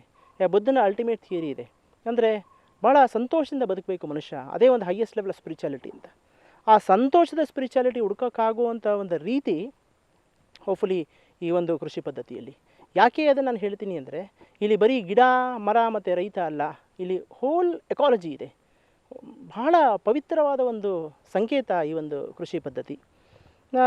ಇಲ್ಲಿ ಬರೀ ರೈತ ಮತ್ತು ತೋಟ ಹಣ್ಣು ಗದ್ದೆ ಅನ್ನೋ ಒಂದು ಡಿಸ್ಕಷನ್ಗಿಂತ ಇದು ಕಮ್ಯುನಿಟಿಯಾಗಿ ಒಂದು ಲೆಕ್ಕಾಚಾರ ಆಗಬೇಕು ಅನ್ನೋದು ಅದು ಕಾಲಘಟ್ಟದಲ್ಲಿ ಅದೇ ಒಂದು ಪರ್ಫೆಕ್ಟ್ ಸಿದ್ಧಾಂತ. ಯಾವ ಒಂದು ಇಂಡಿಪೆಂಡೆಂಟ್ ಫಾರ್ಮರ್ಸ್, ನಾವು ಇದೊಂದು ಏನೋ ಒಂದು 5 ಎಕರೆ ಭೂಮಿ ಅಂತ ನಾವು ಕರಿತಾ ಇದ್ದೀವಲ್ಲ, ಇಷ್ಟು ಮಾತ್ರ ನಾನು ಚೆನ್ನಾಗಿರ್ತೀನಿ ಅಂತ ಹೇಳಲಿಕ್ಕಾಗೋದಿಲ್ಲ. ಯಾಕೆಂದರೆ ಒನ್ಸ್ ಅಪಾನ್ ಅ ಟೈಮ್, ಯಾವುದೋ ಒಂದು ಟೈಮಲ್ಲಿ ಈ ಕ್ಲೈಮೇಟ್ ಚೇಂಜ್, ವಾಯುಗುಣ ವೈಪರೀತ್ಯ ಅಂತ ಕರಿತೀವಿ, ಅದಕ್ಕೆ ತುತ್ತಾಗಿ ಇದೇನಾಗ್ತದೆ, it become islands of success. ಅಂದರೆ ಚೆನ್ನಾಗಿರ್ತವೆ, ಯಾವುದೋ ಒಂದು 5 ವರ್ಷ 6 ವರ್ಷದಲ್ಲಿ ಒಂದು ಬರ ಬಂತು, ಒಂದು ಸಿಕ್ಕಾಪಟ್ಟೆ ಮಳೆ ಬಂತು, ಇಲ್ಲ ಯಾವುದೋ ಒಂದು ಭಯಂಕರ ಕೀಟಗಳು ಅಟ್ಯಾಕ್ ಮಾಡ್ತವೋ, ಹಿಂಗೇನಾರು ಆದ ಪರಿಸ್ಥಿತಿ ಆದಾಗ ಈ ಹೋಲ್ ತೋಟ ಏನಾಗುತ್ತೆ, ತನ್ನ ಸಮೃದ್ಧಿನ ಕಳ್ಕೊಳ್ಳುತ್ತೆ. ಅದೊಂದು 20 ವರ್ಷ 25 ವರ್ಷ ಆದಮೇಲೆ ತನ್ನ ಸಂತತಿ, ತನ್ನ ಮಕ್ಕಳು ಆ ಕೃಷಿ ಪದ್ಧತಿಗಳನ್ನ ಮಾಡಲಿಕ್ಕೆ ಆಗಲ್ಲ. ಸೊ ಹಾಗಾಗಿ ಈ ಒಂದು ಜಾಗನ ನಾವೇನು ಮಾಡ್ತಾ ಹೋದೋ, ತೋಟ ಅಭಿವೃದ್ಧಿ ಆದಮೇಲೆ ಒಂದು ಆಶ್ರಮದ ರೀತಿ ಒಂದು ಪರಿಕಲ್ಪನೆ ಇದೆ.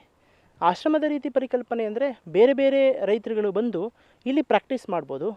ಇಲ್ಲಿ ಒಂಥರ ಶಾಲೆ ವಿದ್ಯಾರ್ಥಿಗಳ ಥರ ಕೂತ್ಕೊಂಡು ಚರ್ಚೆ ಮಾಡಿ ಇಲ್ಲಿ ಕಮ್ಯುನಿಟಿ ಸ್ಪೇಸಲ್ಲಿ ತೊಗೊಳ್ಳೋದಾದರೆ ಅವ್ರವ್ರ ಹಳ್ಳಿಗಳಲ್ಲಿ ಒಂದು ಏನಾದರೂ 50 ಎಕರೆ 100 ಎಕರೆ ಸಮನ್ವಯ ಆಗಿ ಒಂದು 7-8 ಜನ ರೈತರುಗಳು, 15 ಜನ ರೈತರುಗಳು, 30 ಜನ ರೈತರುಗಳು, ಅಥವಾ ಇಫ್ ಪಾಸಿಬಲ್ ಒಂದು 5-6 ಹಳ್ಳಿಗಳು, ಈ ಥರ ಏನಾದರೂ ಒಂದು ಜಲಾನಯನ ಪ್ರದೇಶವಾಗಿ ಏನಾರು ಅಭಿವೃದ್ಧಿ ಆಗಬೇಕು ಅನ್ನೋದು ನಮ್ಮ ಲೆಕ್ಕಾಚಾರ. ಈ ಥರ ತೋಟಗಳು 1, 2, 3, 4 ಐಲ್ಯಾಂಡ್ಸ್ ಆಫ್ ಸಕ್ಸಸ್ ಆಗಿ ಈಗಾಗಲೇ ಮಾಡ್ತಾ ಇದ್ದಾರೆ ಹಲವಾರು ಜಾಗಗಳಲ್ಲಿ. ಆದರೆ ಒಂದು ಸಮನ್ವಯ ಒಂದು ರೀತಿ ಬೇಕಾಗಿದೆ, ಒಂದು ದೊಡ್ಡ ಪರ್ಸ್ಪೆಕ್ಟಿವ್ ಬೇಕಾಗಿದೆ. ಅದು ಜಲಾನಯನ ಪ್ರದೇಶ ಅಂತಲೇ ಕರಿತೀವಿ. ಏನಿದು ಜಲಾನಯನ ಪ್ರದೇಶ ಅಂತಂದರೆ, ಯಾವುದೋ ಒಂದು 5-6 ಹಳ್ಳಿಗಳು 4-5 ಹಳ್ಳಿಗಳು ಸೇರಿಕೊಂಡಾಗ ಒಂದು ಬೆಟ್ಟ ನಾವು ನೋಡ್ತೀವಿ. ಆ ಬೆಟ್ಟದಿಂದ ಹರಿತಿರುವಂಥ ಒಂದು ಸ್ಟ್ರೀಮ್ಸನ್ನು ನೋಡ್ತೀವಿ. ಅದರ ಕೆಳಗಡೆ ಒಂದು ಗೋಮಾಳ ಜಮೀನುಗಳನ್ನ ನೋಡ್ತೀವಿ. ಅದಾದಮೇಲೆ ನಮಗೆ ಬರೋದೆಲ್ಲ ತೋಟಗಾರಿಕೆ ಕ್ರಾಪ್ಸ್ನ ನೋಡ್ತೀವಿ. ಅದಾದಮೇಲೆ ನಿಮಗೆ ಮಳೆಯಾಶ್ರಿತ ಜಮೀನುಗಳನ್ನ ನೋಡ್ತೀವಿ. ಅದಾದಮೇಲೆ ಅದು ಕೆರೆ ಕುಟ್ಟೆ ಕುಂಟೆಗಳಾಗ್ತವೆ. ಆಮೇಲೆ ಅದು ನದಿ ಪಾತ್ರಗಳಿಗೆ ಸೇರ್ತವೆ.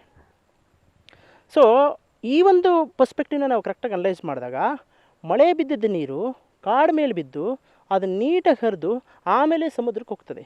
ಇವತ್ತು ನಾವು ಸಮುದ್ರದ ನೀರುಗಳನ್ನ ವಾಪಸ್ ತೊಗೊಂಬರ್ಬೇಕು ಅಥವಾ ನದಿಗಳನ್ನ ಜೋಡಣೆ ಮಾಡಬೇಕು ಅಂತ ನಾವು ಈ ಟೋಟಲ್ ನ್ಯಾಚುರಲ್ ಎಕಾಲಜಿ ನಮ್ಮದೇನು ಇಡೀ ಪ್ರಕೃತಿ ಒಂದು 3.5 ಬಿಲಿಯನ್ ವರ್ಷ ಕಳೆದಿದ್ದೇವೆ, ಅದಕ್ಕೆ ತದ್ವಿರುದ್ಧವಾಗಿ ನಾವು ಯೋಚನೆ ಮಾಡೋಕ್ಕೆ ಹೊರಟಿದ್ದೀವಿ ಇವತ್ತು. ಏನಂದರೆ ನದಿಗಳನ್ನ ಜೋಡಣೆ ಮಾಡಿ ಹಳ್ಳಿಗಳನ್ನ ಉಳಿಸ್ಬೇಕು ಅಂತ. ಇದು ಯಾವ ಕಾಲಘಟ್ಟದಲ್ಲೂ ಸಾಧ್ಯವಿಲ್ಲ. ಇದಾಗ್ತಿರೋ ಕತೆ. ಇದು ಅಪ್ಪಿತಪ್ಪಿ ಇದೇನಾದ್ರು ಆಯಿತು ಅಂದರೆ ಪ್ರಾಬಲಿ ಹೇಳ್ತೀವಿ ತುಂಬ ದೊಡ್ಡ ಡಿಸಾಸ್ಟರ್ ಕಾಯ್ದಿದೆ. ಡಿಸಾಸ್ಟರ್ ಏನಪ್ಪ ಅಂದರೆ, ಯಾವುದೋ ನದಿ, ಗಂಗಾ ನದಿ ಒಂದು ಲೆಕ್ಕಾಚಾರ ಇರ್ತವೆ, ಕಾವೇರಿ ನದಿ ಒಂದು ಲೆಕ್ಕಾಚಾರ ಇರ್ತವೆ. ಅದರದ್ದು ಎಲೆಕ್ಟ್ರಿಕಲ್ ಕಂಡಕ್ಟಿವಿಟಿ, ಅದರ pH ಮತ್ತು ಅಲ್ಲಿರುವಂಥ ಅಕ್ವಾಟಿಕ್ ಲೈಫ್ಸ್ ಬಿಹೇವಿಯರ್ಸ್ ಬೇರೆ ಇರ್ತವೆ. ಅಲ್ಲಿಗೆ ಯಾವುದ್ಯಾವುದೋ ಬೇರೆ ಬೇರೆ ಗ್ಯಾಂಜೆಟಿಕ್ ಪ್ಲೈನ್ಸಿಂದ ಬಂದಿರುವಂಥ ಮಣ್ಣು, ಆ ಒಂದು ಎಕಾಲಜಿನೇ ಬೇರೆ. ಪ್ರತಿಯೊಂದು river has got its own ecology. ಇದು 2 ನದಿಗಳನ್ನ ಜೋಡಣೆ ಮಾಡಿದಾಗ ಇದು ಹೇಗಾಗ್ತದೆ ಅಂದರೆ, ಈ O ಪಾಸಿಟಿವ್ ಮತ್ತು A ಪಾಸಿಟಿವ್ ಬ್ಲಡ್ ಗ್ರೂಪ್ನ ಒಂದು ಮಾಡೋಕ್ಕೆ ಟ್ರೈ ಮಾಡ್ದಂಗಿದೆ. ಹಾಗಾದಾಗ ಖಂಡಿತವಾಗ್ಲೂ ಮನುಷ್ಯನೂ ನಾಶ ಆಗ್ತಾನೆ, ಎಕಾಲಜಿನೂ ನಾಶ ಆಗ್ತದೆ. ಈ ಒಂದು ನ್ಯಾಚುರಲ್ ಫಾರ್ಮಿಂಗ್ ಪದ್ಧತಿಗಳಲ್ಲಿ ಜಲಾನಯನ ಪ್ರದೇಶವಾಗಿ ಒಂದು ಏನಾರ ಆಲೋಚನೆ ನಾವು ಮಾಡೋದಾದರೆ, ಅಲ್ಲಿರೋ ಹಳ್ಳಿಗಳು ಸಮನ್ವಯವಾಗಿ ಒಂದು ಕಾಡನ್ನು ಅಭಿವೃದ್ಧಿ ಮಾಡಬೇಕು. ಅಂದರೆ ಒಂದು ಕಮ್ಯುನಿಟಿ ಸ್ಪೇಸಾಗಿ ನೋಡಬೇಕು ಕಾಡನ್ನು. ಆ ಕಾಡುಗಳನ್ನ ಅಭಿವೃದ್ಧಿ ತೊಗೋಬೇಕಾಗತ್ತೆ. ಆ ಕಾಡಾದಮೇಲೆ ಗೋಮಾಳ ಜಮೀನುಗಳ ಅಭಿವೃದ್ಧಿ ಆಗಬೇಕು. ಇವತ್ತು ಕಾಡು ಮತ್ತು ಗೋಮಾಳ ಜಮೀನುಗಳನ್ನ ಹತ್ತತ್ರ ಒಂದೇ ಥರ ನೋಡೋಕ್ಕೆ ಟ್ರೈ ಮಾಡ್ತಾರೆ. ಆದರೆ ಗೋಮಾಳ ಜಮೀನಿಗೆ ಅದರದೇ ಆದ ಒಂದು ಸೈನ್ಸ್ ಇದೆ, ಅದರದೇ ಆದ ಒಂದು ಎಕಾಲಜಿ ಇದೆ. ನಾವು ನೋಡುವಂಥ ಈ ಹಾವುಗಳಾಗಿರ್ಬೋದು, ಪಿಕಾಕ್ಸ್ಗಳಾಗಿರ್ಬೋದು, ಅಥವಾ ರ್ಯಾಬಿಟ್ಸ್ ಆಗಿರ್ಬೋದು, ಫಾಕ್ಸ್ ಮತ್ತು ಹೈನಾ ಅಂತ ಆ ಥರ ಆಗಿರ್ಬೋದು, ವಲ್ಚರ್ಸ್ಗಳಾಗಿರ್ಬೋದು, ಅಥವಾ ಬ್ಲ್ಯಾಕ್ ಬಕ್ಸ್ ಆಗಿರ್ಬೋದು, ಇವೆಲ್ಲ ಬಂದ್ಬಿಟ್ಟು ಒಂದು ನಮ್ಮ ಗೋಮಾಳ ಜಮೀನುಗಳಲ್ಲಿ ಇರುವಂಥ ಒಂದು ಪ್ರಾಣಿ. ಸೊ ಈ ಪ್ರಾಣಿಗಳನ್ನ ಇವತ್ತು ಏನು ಮಾಡ್ತಾಯಿದ್ದಾರೆ, ಗೋಮಾಳ ಜಮೀನುಗಳನ್ನ ನಾವು ಕೃಷಿಗೆ ತೊಗೊಂಡು ಹೋಗ್ತಾ ಇದ್ದೀವಿ, ಇಂಡಸ್ಟ್ರೀಸ್ಗೆ ತೊಗೊಂಡು ಹೋಗ್ತಾ ಇದ್ದೀವಿ ಅನ್ನೋ ಚರ್ಚೆ ಮಾತುಕತೆಗಳು ನಡೀತಾ ಇದ್ದಾವೆ. ಆ ಪ್ರಾಣಿ ಪಕ್ಷಿಗಳು ಎಲ್ಲಿ ಹೋಗಬೇಕು? ನೀವೇನಾದರೂ ಕೃಷಿಯನ್ನು, ಅಲ್ಲಿ ನೀವೇನಾದರೂ ಯಾವುದೋ ಇಂಡಸ್ಟ್ರೀಸ್ಗಳನ್ನ ಸೆಟಪ್ ಮಾಡಿದಾಗ ಅಲ್ಲಿ ಕಾನ್ಫ್ಲಿಕ್ಟ್ಸ್ಗಳು ಶುರು ಆಗ್ತದೆ. ಆ ಆನಿಮಲ್ಸ್ಗಳು ನಮಗೆ ದಾಳಿ ಮಾಡ್ತವೆ. ಆ ಚಿರತೆಗಳು ನಮ್ಮ ದನಗಳನ್ನ ಅಟ್ಯಾಕ್ ಮಾಡ್ತವೆ, ಆ ಚಿರತೆಗಳು ನಮ್ಮ ನಾಯಿಗಳನ್ನ ಅಟ್ಯಾಕ್ ಮಾಡ್ತವೆ, ಮನುಷ್ಯರ ಮೇಲೂ ಬಹಳಷ್ಟು ಅಟ್ಯಾಕ್ ಆಗ್ತವೆ, ಹಂದಿಗಳು ನಮ್ಮ ತೋಟಗಳಿಗೆ ನುಗ್ತಾ ಹೋಗ್ತವೆ. ಈ ಅನಿಮಲ್ ಕಾನ್ಫ್ಲಿಕ್ಟ್ಸ್ಗಳು ಜಾಸ್ತಿ ಆಗ್ತಾ ಹೋಗುತ್ತೆ ನಾವು ಗೋಮಾಳ ಜಮೀನುಗಳನ್ನ ಸರಿಗೆ ನಿರ್ಮಾಣ ಮಾಡಲಿಲ್ಲ ಅಂದರೆ. ಎರಡನೇದಾಗಿ, ಕಾಡಿಗಿಂತ ಹೈಯೆಸ್ಟ್ ನೀರನ್ನು ಅಬ್ಸಾರ್ಬ್ ಮಾಡ್ಕೊಳ್ಳೋ ಶಕ್ತಿ ಇರೋದು ಗೋಮಾಳ ಜಮೀನುಗಳಿಗೆ. ಈ ಗೋಮಾಳ ಜಮೀನುಗಳಲ್ಲಿ ಭಾಳ ಜಾಸ್ತಿ ಇರೋದು ಗ್ರಾಸಸ್. ಒಂದು ಹುಲ್ಲನ್ನು ನಾವು ಸರಿಗೆ ನೋಡೋದಾದರೆ ಆ ಪಾಯಿಂಟ್ಸನ್ನು ತುದಿನ ನೋಡೋದಾದ್ರೆ ಭಾಳ ಶಾರ್ಪಾಗಿರುತ್ತೆ. ಅಲ್ಲಿ ನೀರನ್ನು ಅಬ್ಸಾರ್ಬ್ ಮಾಡಿಕೊಂಡು ಕಂಪ್ಲೀಟಾಗಿ ರೂಟ್ಸ್ ತೊಗೊಂಡು ಇಂಜೆಕ್ಟ್ ಮಾಡ್ತಾ ಇರುತ್ತೆ. ನಾವು ಇಂಜೆಕ್ಟರ್ಸ್ ಅಂತ ಕರಿತೀವಿ. ನಾವು ಸಿರಿಂಜ್ ಇಂಜೆಕ್ಟ್ ಮಾಡ್ತಾರೆ ನಮ್ಮ ದೇಹಕ್ಕೆ. ಆ ನೀರು ಒಳಗಡೆ ಹೋಗಿ PS ಮಾಡಿ ಒಳಗಡೆ ನಾವು ಇಂಜೆಕ್ಟ್ ಮಾಡುತ್ತೆ ಸಿರಿಂಜ್ ಮುಖಾಂತರ. ಹಾಗೆ ಗ್ರಾಸಸ್ಗಳೆಲ್ಲ ಸಿರಿಂಜ್ಗಳಿದ್ದಾಗೆ ಅದು ನೀರನ್ನು, ಸಿಕ್ಕಾಪಟ್ಟೆ ನೀರುಗಳನ್ನ, ಅದು ಹಿಬ್ನಿ ನೀರನ್ನು ಇಂಜೆಕ್ಟ್ ಮಾಡೋ ಕೆಪಾಸಿಟಿನ ಹೊಂದಿರುತ್ತದೆ ಗೋಮಾಳ ಜಮೀನುಗಳು. ಸೊ ಈ ಗೋಮಾಳ ಜಮೀನುಗಳ ಪಾತ್ರ ಭಾಳ ದೊಡ್ಡದಾಗಿದೆ. ಅದೇ ಒಂದು ಬ್ಯೂಟಿಫುಲ್ ಎಕಾಲಜಿ. ಅದನ್ನು ನಾವು ಡಿಸ್ಟರ್ಬ್ ಮಾಡಬಾರ್ದು. ಕಾಡನ್ನು ಎಷ್ಟು ಮುಖ್ಯನೋ ಗೋಮಾಳ ಜಮೀನು ಅಷ್ಟೇ ಮುಖ್ಯ. ಅದ ನಂತರ ಅಲ್ಲಿ ಹರಿಯೋ ನೀರುಗಳನ್ನ ನಾವು ಕೆರೆಗಳಾಗಿ, ಕುಂಟೆಗಳಾಗಿ, ಆಮೇಲೆ ಟ್ರಿಬ್ಯೂಟರಿಯಾಗಿ ಅದು ನದಿ ಪಾತ್ರಗಳನ್ನ ಸೇರಬೇಕು. ಈ ತೋಟಗಳ ಒಂದು ಸಮಗ್ರ ಒಂದು ಉದ್ದೇಶನೇ ಜಲಾನಯನ ಪ್ರದೇಶಗಳಾಗಿರ್ಬೇಕು. ನಮ್ಮ ತುಮಕೂರಲ್ಲೇ ನೋಡೋದಾದರೆ ನಾವು ಒಂದು 23-25 ಜಲಾನಯನ ಪ್ರದೇಶಗಳನ್ನ ತುಂಬ ಅಚ್ಚುಕಟ್ಟಾಗಿ ಮಾಡ್ಬೋದು. ಅಲ್ಲಿ ಕಿರು ಜಲಾನಯನ ಅಂತೀವಿ, ಮೈಕ್ರೋ ವಾಟರ್ ಶೆಡ್ಸ್ ಅಂತೀವಿ, ಮ್ಯಾಕ್ರೋ ವಾಟರ್ ಶೆಡ್ಸ್ ಅಂತ ಕರಿತೀವಿ. ಈ ಒಂದು ಮುಂದಿನ ಭವಿಷ್ಯ ನಾವು ಹೇಳೋದಾದರೆ, ಗಾಂಧೀಜಿಯವರು 1912ರಲ್ಲಿ ಸ್ವರಾಜ್ಯದ ಕಲ್ಪನೆಗಳ ಬಗ್ಗೆ ಜಾಸ್ತಿ ಮಾತಾಡ್ತಾರೆ. ತಿಲಕ್ ಅವ್ರು ಹೇಳಿದ್ರು, ಅದನ್ನು ಕಂಟಿನ್ಯೂ ಮಾಡ್ತಾರೆ ಗಾಂಧಿಯವರು. ಪ್ರಾಬಲಿ ಆ ಸ್ವರಾಜ್ಯನ ಮರಿಕಳಿಸ್ಬೇಕು, ಆ ಒಂದು ಆಲೋಚನೆಗಳು. ನಾವೊಂದು ಸೆಲ್ಫ್ ರಿಲಯಂಟ್ ಎಕಾನಮಿ, ಸೆಲ್ಫ್ ರಿಲಯಂಟ್ ವಿಲೇಜಸ್ ಅಂತ ಮಾತಾಡ್ತೀವಿ. ಅದು ನಮಗೆ ಬರಬೇಕು ಅಂದರೆ ಪ್ರಾಬಲಿ ಜಲಾನಯನ ಪ್ರದೇಶಗಳೇ ಅದಕ್ಕೆ ಒಂದು ಒಳ್ಳೆ ಉತ್ತರ ಆಗ್ತದೆ. ಬರೀ ತೋಟಗಳು ಮಾತ್ರ ಅಲ್ಲ. ನಾವು ಈ ಥರ ತೋಟಗಳ ಎಕ್ಸ್ಪೆರಿಮೆಂಟ್ಸ್ಗಳನ್ನ ಅಕ್ರಾಸ್ ತುಮಕೂರು ಮಾಡ್ತಾಯಿದ್ದೀವಿ. ಒಂದು ಜಲಾನಯನ ಪ್ರದೇಶಗಳು ಕೂಡ ಬೋರಾಗುಂಟೆ ಅನ್ನೋ ಜಾಗದಲ್ಲಿ ಒಂದು 7400 ಎಕರೆ ಭೂಮಿಯಲ್ಲಿ, ಅಲ್ಲಿ ಕಾಡೇ ಒಂದು 2000 ಚಿಲ್ಲರೆ ಎಕರೆ ಇದ್ದಾವೆ, ಗೋಮಾಳ ಜಮೀನು 1000 ಚಿಲ್ಲರೆ ಎಕರೆ ಇದ್ದಾವೆ, ತೋಟಗಾರಿಕೆ ಇದ್ದಾವೆ, ಮತ್ತು ನಮ್ಮ ಡ್ರೈಲ್ಯಾಂಡ್ ಅಗ್ರಿಕಲ್ಚರ್ ಅಂತ ನಾವು ಕರಿತೀವಿ, ಸಿಕ್ಕಾಪಟ್ಟೆ ಸ್ಟ್ರೀಮ್ಸ್ಗಳಿದ್ದಾವೆ. ಅಲ್ಲಿ ನಾವು ಈ ಒಂದು ಇನಿಷಿಯೇಟಿವ್ನ ತೊಗೊಳ್ತಾ ಇದ್ವಿ. ಸೊ ಹೀಗೆ ಒಂದು ನ್ಯಾಚುರಲ್ ಫಾರ್ಮಿಂಗ್ ತೋಟ ಒಂದು ಆಶ್ರಮವಾಗಿ ಕಲ್ಪನೆ ಇದೆ. ಈ ಆಶ್ರಮವಾಗಿರೋ ಕಲ್ಪನೆ ನೆಕ್ಸ್ಟ್ ಜಲಾನಯನ ಪ್ರದೇಶಗಳಾಗಿ ಮಾಡುವಂಥ ಒಂದು ಕಲ್ಪನೆ ಕೂಡ ಇದೆ. ಎರಡನೇದಾಗಿ ಈ ಒಂದು ಆಶ್ರಮಕ್ಕೆ ನಾವು ಗಾಂಧೀಜಿ ಸಹಜ ಬೇಸಾಯ ಶಾಲೆ ಅಂತ ಹೇಳ್ತೀವಿ.